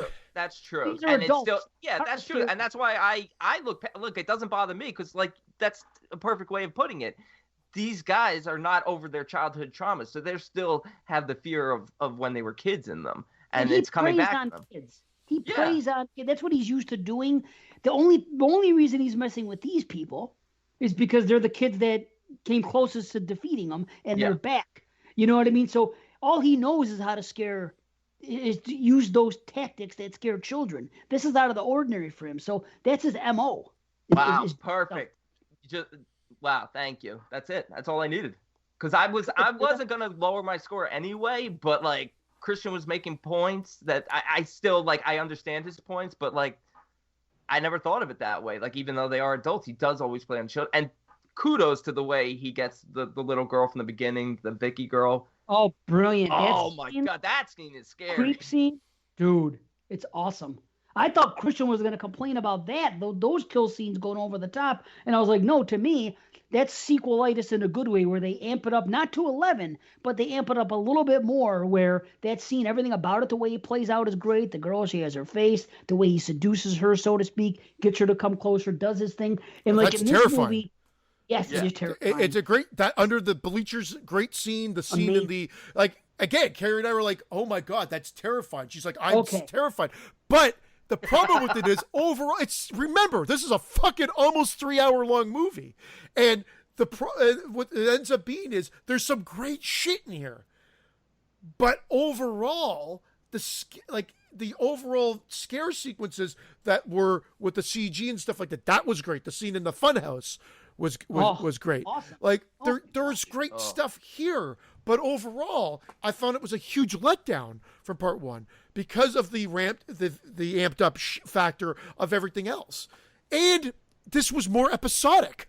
So where they stayed with the kids in the first one, because they're adults now and they go back and forth, at first you're like, this is cool because they're showing them back and forth. Then it starts getting a little bit more like, okay, do we need all this now? Can't we just stick with them as adults playing through? Well, I like they did it to fill the gaps and give you a little bit more of what was going on Mike. in between. And I love the flashback scenes. I do too. I really do. It is long. I agree with you. I was like, fuck, 3 hours? But I enjoyed every minute of it. I really did. See, I didn't, but I mean, there was great, like, again, the scene where he goes to get the bike and Stephen King's the shopkeep and everything, and he rides the bike out there. Great stuff. There's like a bit of the bit of movie magic with that scene, and when he gets on the bike and starts riding it again and everything. That's sort of like the scene from the original miniseries. Yeah. How it ends. Yeah, and he's having the visions of Bev as he's doing it as a child, riding with her. Yeah. Again, another nice scene of like innocence, hi-ho silver. I love the fact that Bev sort of has this sixth sense now where she sees how they're all going to die because why? Because of the deadlights. Thank you. Okay. Yeah. Sure. Okay. Yeah. Yeah. No, it makes sense. They really, for 6 hours of movie, they do a great job of making it pretty easy to follow and not having any plot holes. Like I said, like I could see Christian's complaints with some of the CG and some of the scenes being over the top, but really that's really where you're going to nitpick. It's like, oh, I could have done without that, but it doesn't hurt the story or it doesn't make the story like any less, plausible. But the episodic nature did take me out. Like I was sitting there going, okay, I'm bored. Whereas I didn't feel that way in the first one. But I went back after. I'm like, when was that scene? Because we were, again, until those fortune cookies start dancing, I was into the movie. That's 35 minutes from beginning to that scene. And it's great. And then it was take me out. And then I'm like, well, then I'm kind of, then I'm like, change my mind stance. Like my arms are crossed, kind of like, wait a second here. And I'm sitting back. And then we get that retelling. And again, I didn't like that. So then I'm like, what the fuck? But then we get back into good stuff again. So then I'm on board again. But then you're right. Then there's a couple of CG scenes. I'm like, I'm not digging this. It doesn't have the great flow that the first one had. And I want to like it, but something's not working for me here. And then every time they get to a good scene, it's followed by a scene that I feel is lesser or not as good and probably could have been salvaged with some editing. Yeah, maybe.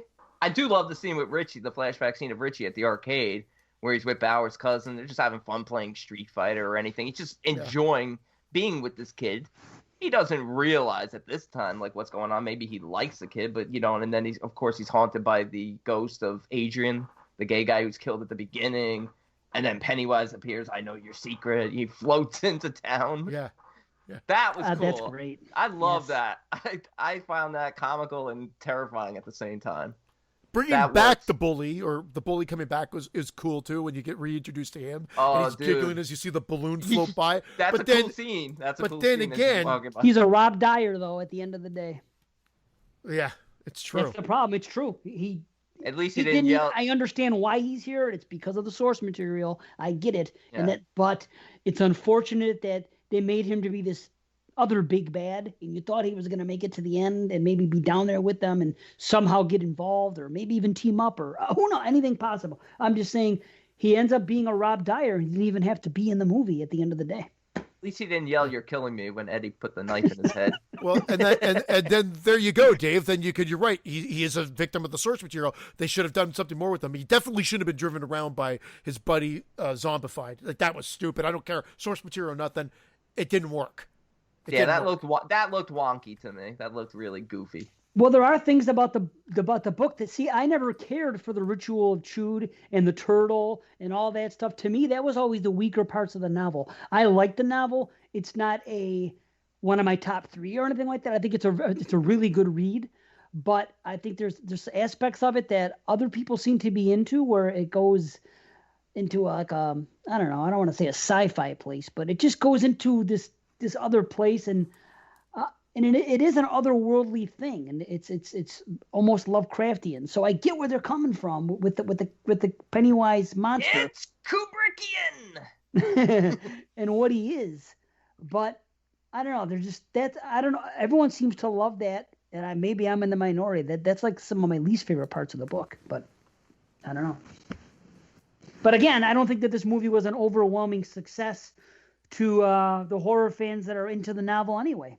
But and they had just as many critiques as they did about the first one. And unfortunate for them, because I think they're missing out on great stuff, especially the first movie. But I just love these characters. I mean, we talk about it. I just think they nailed every casting, and I just think they do a great job of portraying their childlike selves as adults. I love the fact that Bev's character just sort of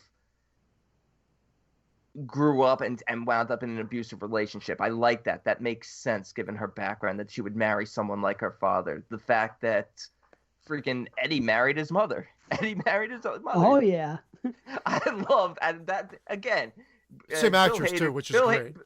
Is it really? It is. Is it? Yeah.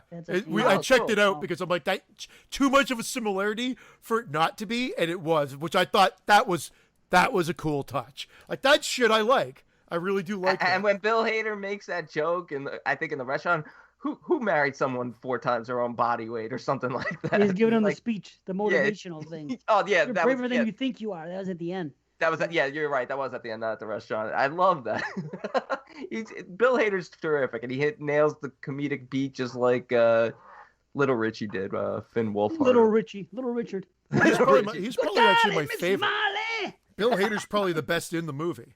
James McAvoy was really good too. I love the way his stutter starts to slowly return. Yeah. I love Ben's character. Yes. I'm not saying he's the strongest acting in this film, but I love Ben's character from part 1, that I'm just rooting for him. He's just such a good guy in general. I love how they head fake you again. Maybe not from a story if you're really familiar with the novel, but when they introduce all the characters, how they cut to a guy that you assume is the Ben leading that conversation, I think, and then it cuts to him on Skype. And he's like, the hot guy all grows up. And the way Richie is telling them at the restaurant, he's like, Ben, and he does this you used to be this big. That's Ben. You know who that guy is? Where they faked us out in the beginning? That's actually a grown up version of the kid that played Ben in the miniseries. Is it? Well, that's even funnier. That's another Easter egg then.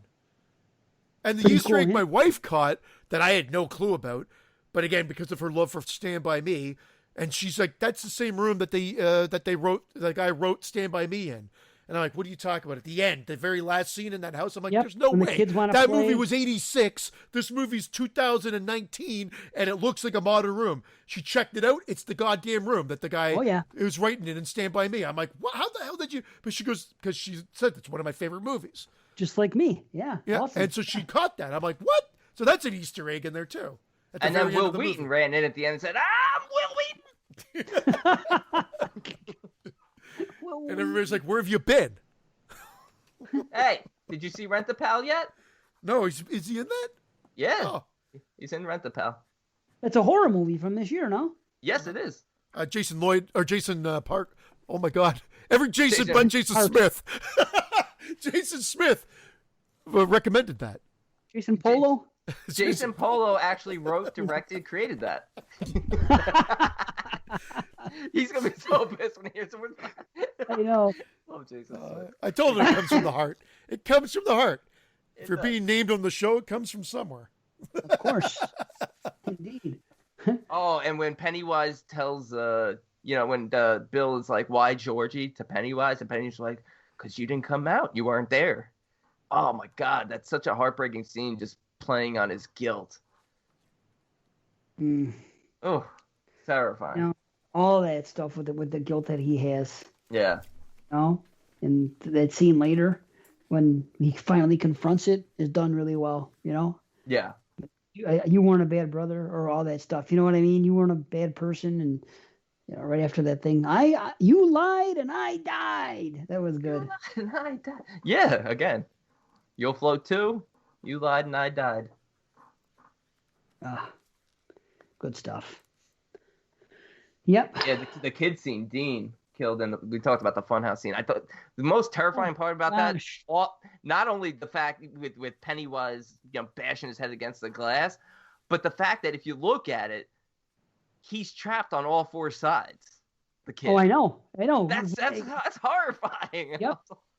Oh Yeah. my God! And Bill's punching at the glass to try to break through it, but he can't. Dude, Pennywise in the head is freaking awesome.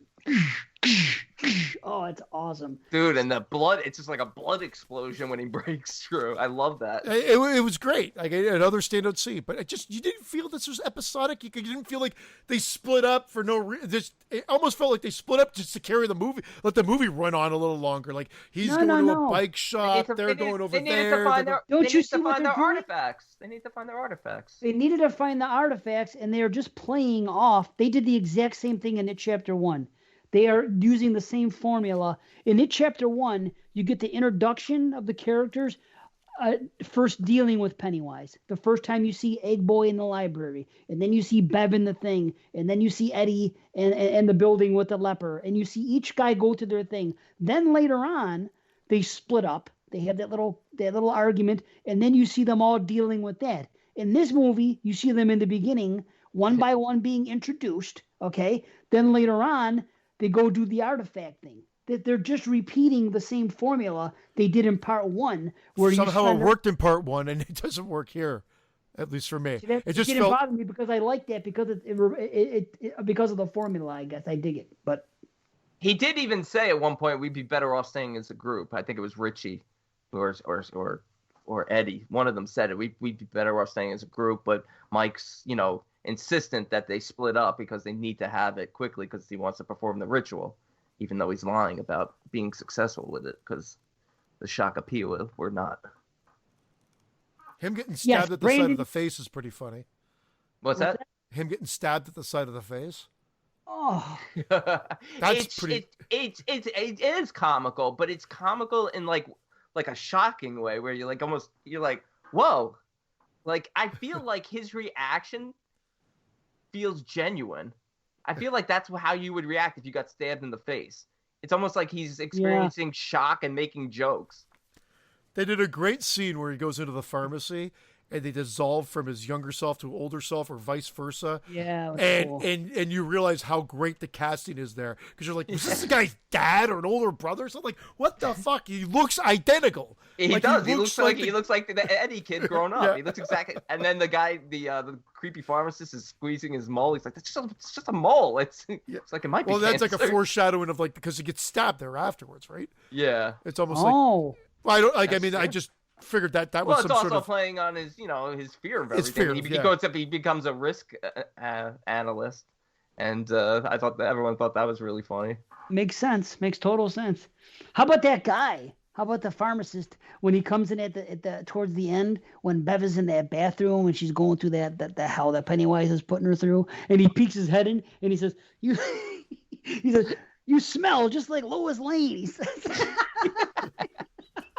In the first movie, he says, you look just like Lois Lane. And then this movie, he peeks his head in and he goes, you smell just like Lois Lane. No, that's it. Was that the same guy in old age makeup? Yeah. Yeah, it was fucking horrible old age makeup. It was bad old age makeup, but it was sort of terrifying in like that kid sort of way. Yep, he looked a little off. Exactly, yeah. So the kid's name, I had to look it up. Brandon Crane, who played young Ben in the 90s TV movie, has a small cameo as a businessman on a video call to the current old Ben. I had to make sure that he just wasn't a person sitting at the table. And you know what I mean? Was the Big Ben in it? Yeah, Big Ben. Parliament.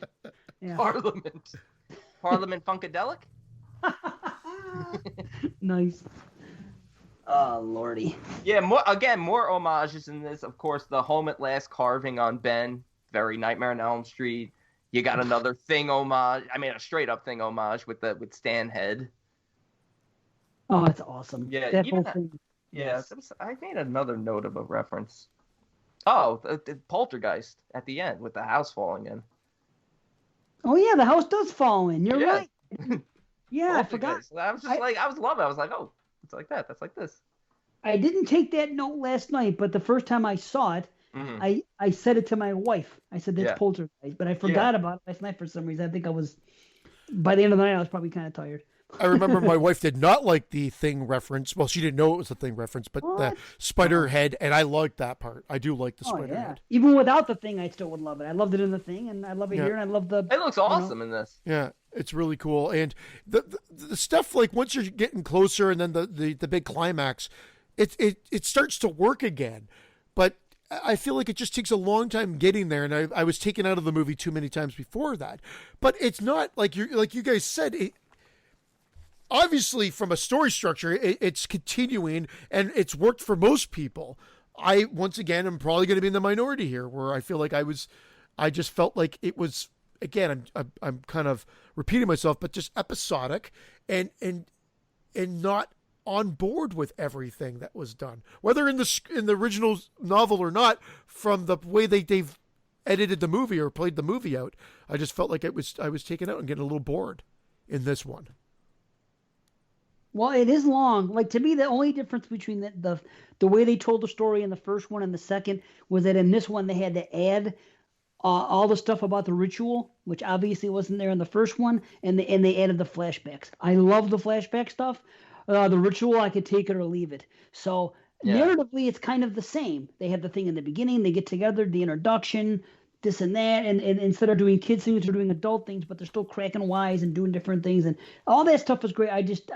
I could see you being burnt out because of the length. Maybe if they trim some stuff, but I won't complain about, what you said. I understand why they went where they went in sequelitis or just in modern horror realm. It's just what they do. It's funny because I thought you were going to complain about how all the kills in this movie, he goes a little bit further himself, Pennywise. That's what I thought your complaint was going to be, about going to 11. That in this movie, it wasn't enough just to bite into them. In this movie, you seem to see more of his jaw come out, like protrude out of his mouth and do a little more. But to me, that's more like that's sequelitis in the right way, where part one and part two. It's funny, that didn't bother me. Funny. Yeah, I'm glad it didn't, because I would have had an issue with it. I would have been like, oh, really? That's gonna bother you? It's sequel stuff. I'm not surprised by it.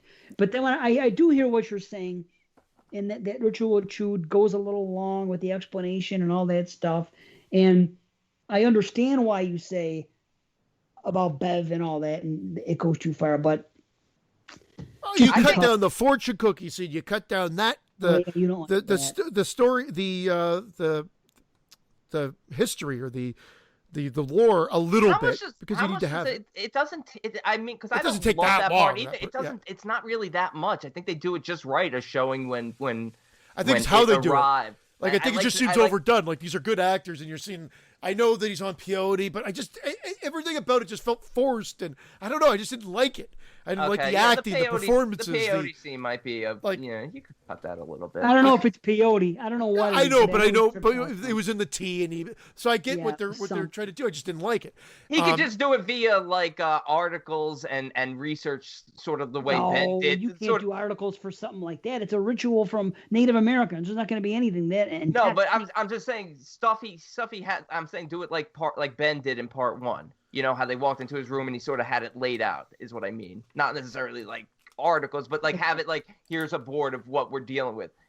These were the people that started it. It crash landed here. We got to find its where the lair is, where it landed. Maybe I just needed a story. Use the internet. Maybe I just needed him to tell a story, and it could be shown a little bit more like just natural. Like I said, when she tells this Krampus story about her as a little girl and whatever, and how they did that. I don't give a fuck. You know what I mean? And I'm just saying that. And this one is bad. He's like falling down, and he's like, ugh, and it's like all those it was just too fucking much. If that's Davey, I'm gonna punch the screen. It's Davey. Davey also had a good jaw transformation in Demons. And I like the jaw transformations in this one. I think it's Pennywise upping it because he realizes that he failed in part 1, so he's trying to make it even more terrifying in this one. Well, I have a problem with it. I know you guys don't. That's it. I do like the recreation. Doesn't someone come out of the fridge? Hey, you Doesn't guys! someone come out of the fridge like Pennywise in this one? But it's a different character? Isn't it like that? Someone else comes out of the fridge all fucking disjointed. It's what's his name? Stanley. Yeah, it's Stanley, but it looks different because he's a little older. And because I didn't know who it was at first, and then somebody said that's Stan. I was like, oh, okay. I thought it was gonna be Patrick Hockstetter because there's a whole thing in the novel about Patrick Hockstetter and killing a kid in the fridge. And there's this whole backstory to him, which was left out of this story, which I understand why. You can't get into everything Stephen King puts in his book. I almost wish there was a spin-off story just of him. Why? I understand that guy being a coward and taking his life, but the explanation at the end makes sense because he would explain it to me. It makes perfect sense. He weakens the group if he's not there, but if he's dead, then the group is the remaining living members. So he thinks he himself, based on him being a coward, if he went, he would actually weaken the group. Yeah, he wouldn't have gone. Whole chain and the strongest link. Yeah, and he said he wouldn't have even gone. So by doing what he did, he gave them a shot at surviving. It's very heartbreaking. I got very emotional towards the end of this. They wrapped it up really well. Everything they did. I like the end, the epilogue or whatever sequence. It goes on longer than most movies would, but it actually works quite a bit here based on what you go through and everything else. It does play out and it does wrap it up quite nicely. I love the same gags that they used in part 1. The door, scary, not scary, very scary. I love the Pomeranian. I thought it was hilarious. Look, he's a good boy. And then he turns into that monster. Yeah, I like that one of the rooms, it was Betty's legs this time. When in part 1, it was Betty's body. Yeah. And they're like, where are her legs? Oh, yeah, that's the comedy. And Where's my shoe? Where's my shoe? It said in both movies. I love that. Now, again, I guess you said this already, Dave, but when that guy falls down the well in part 1, he's dead. But then they retro it and they have him like get spit out like whatever. Now, is that supposed to be supernatural? Like Georgie in part 1, like Georgie in the sewer, in the pipes, in the rat thing, in the gerbil cage. I mean, rat. Sorry, it's not supernatural. It's just a little hard to swallow. He's alive and he's in the asylum, but yeah, it is kind of like he fell down like 100 foot. You're not gonna bash your head down like part of that wall. Just your hair. If you bash your hair. He clearly bashed his hair and it turned into an even worse mullet. I meant head. I love how you pick up on those things, but just like my little kids, I want to choke you to fucking death for pointing them out. Oh my God. Like I said, you can't fucking mispronounce anything in this household. Household. Amazing. No, in my house, it's like the show. I'm saying if I do that in my house, the kids are on it like, what, Dad? What? That's what I'm saying. And he's like, just like that on this fucking show. Amazing.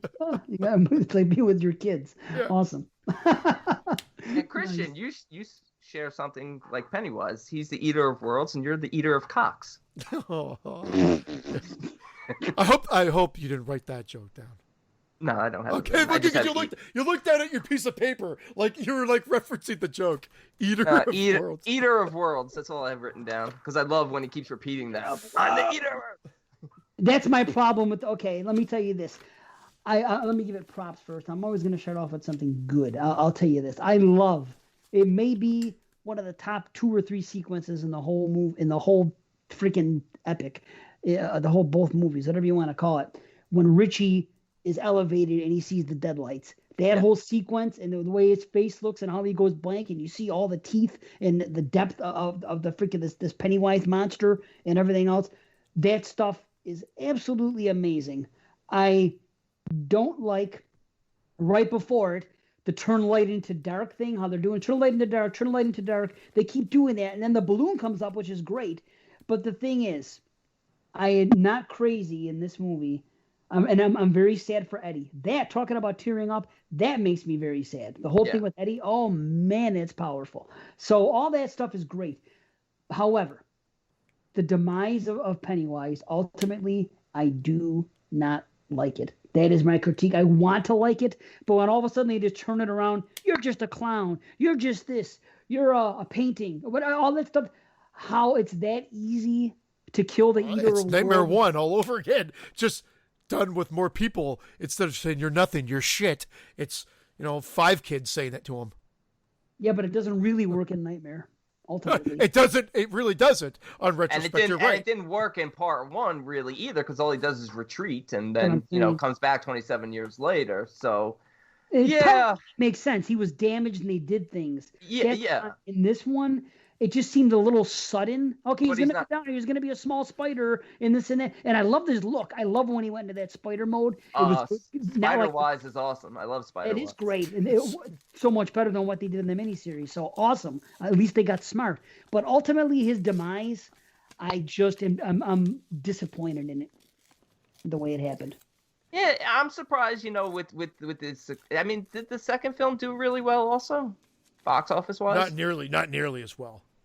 It did well, but not nearly as well as the first one. Right. Yeah. Because I'm not disagreeing with you.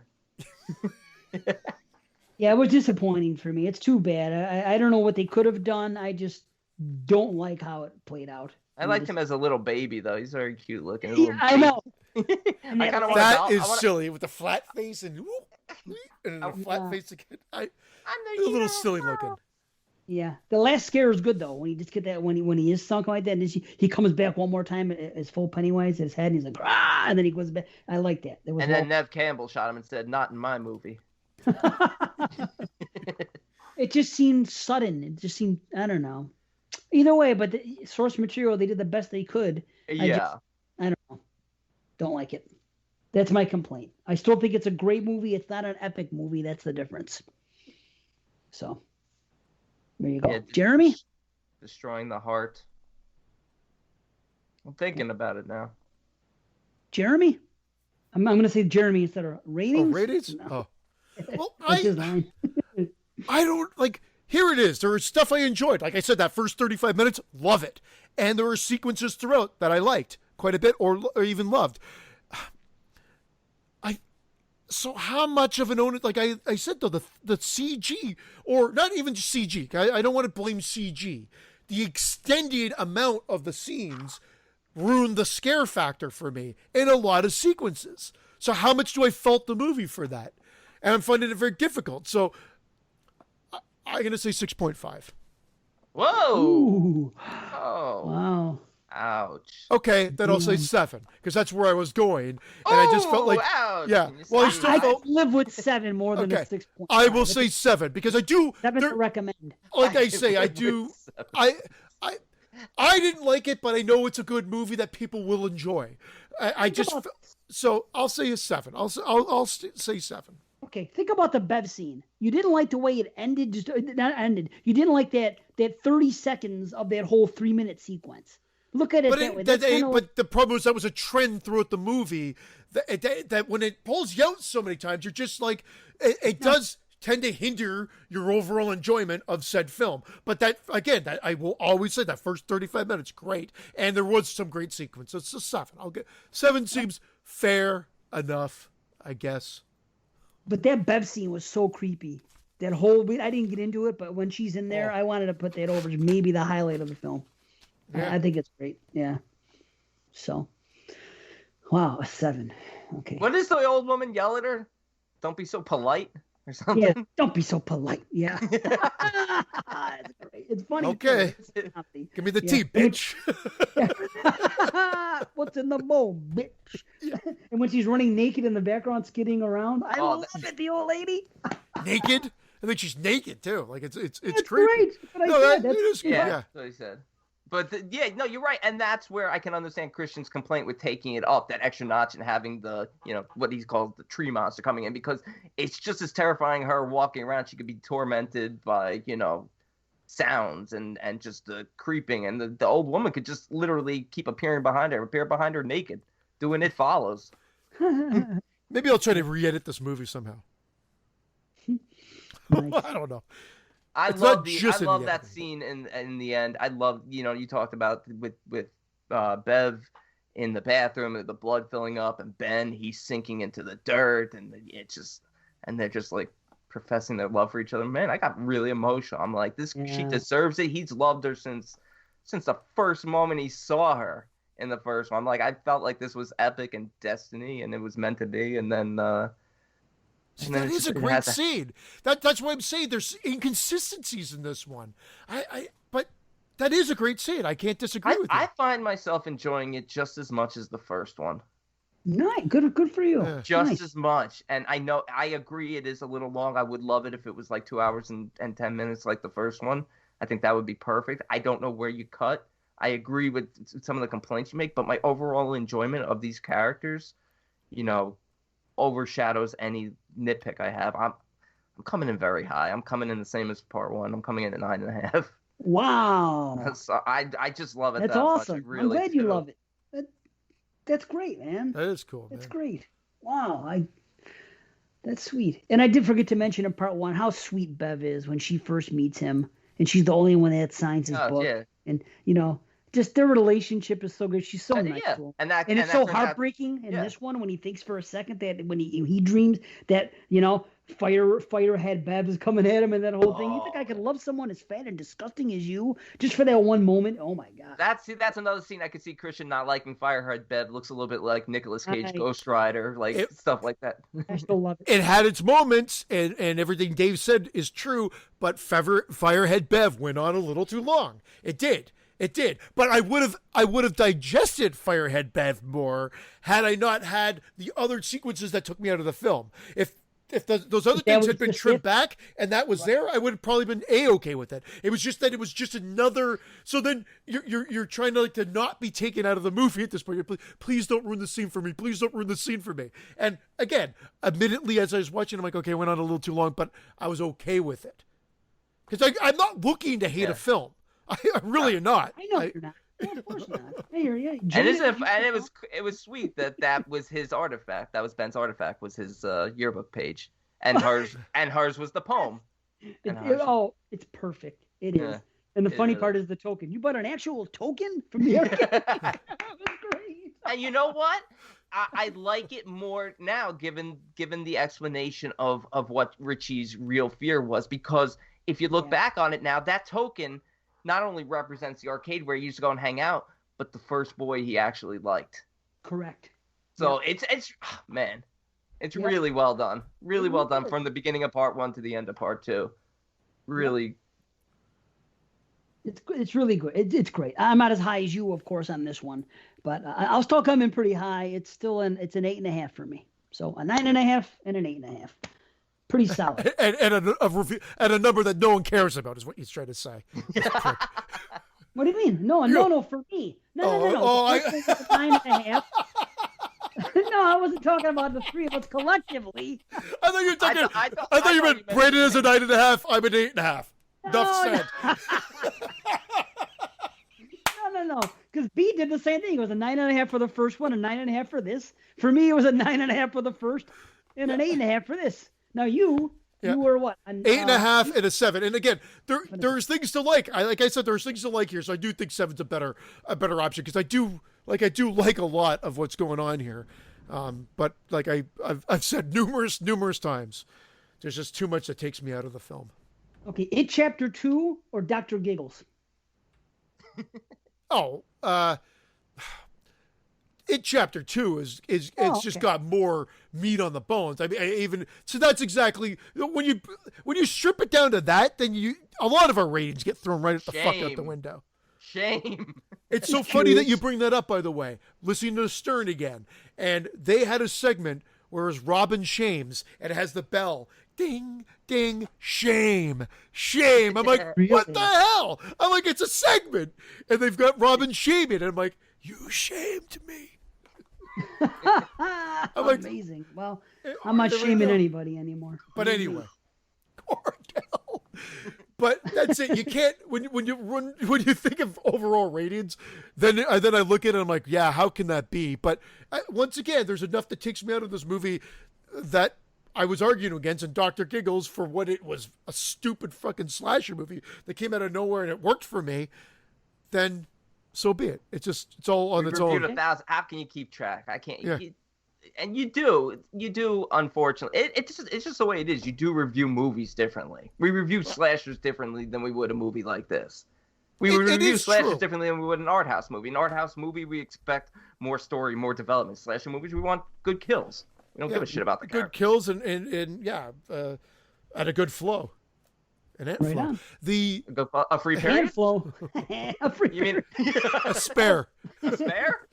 A spare. I got a spare this month. I didn't have my period. Okay, Christian, are you bowling or fucking flowing? Bowling or flowing? So what do you say if a girl's in Canada and all of a sudden, there's a pregnancy scare?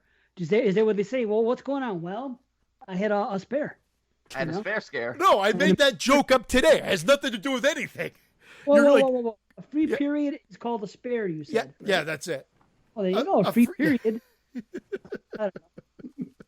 I guess a missed period's a lot different than a free one. Yeah. Okay, that's called a scare. Yeah. How about we put a period and a sentence on this fucking show? Indubitably. That's a funny word. You say that to it. Indubitably. Indubitably. Indubitably.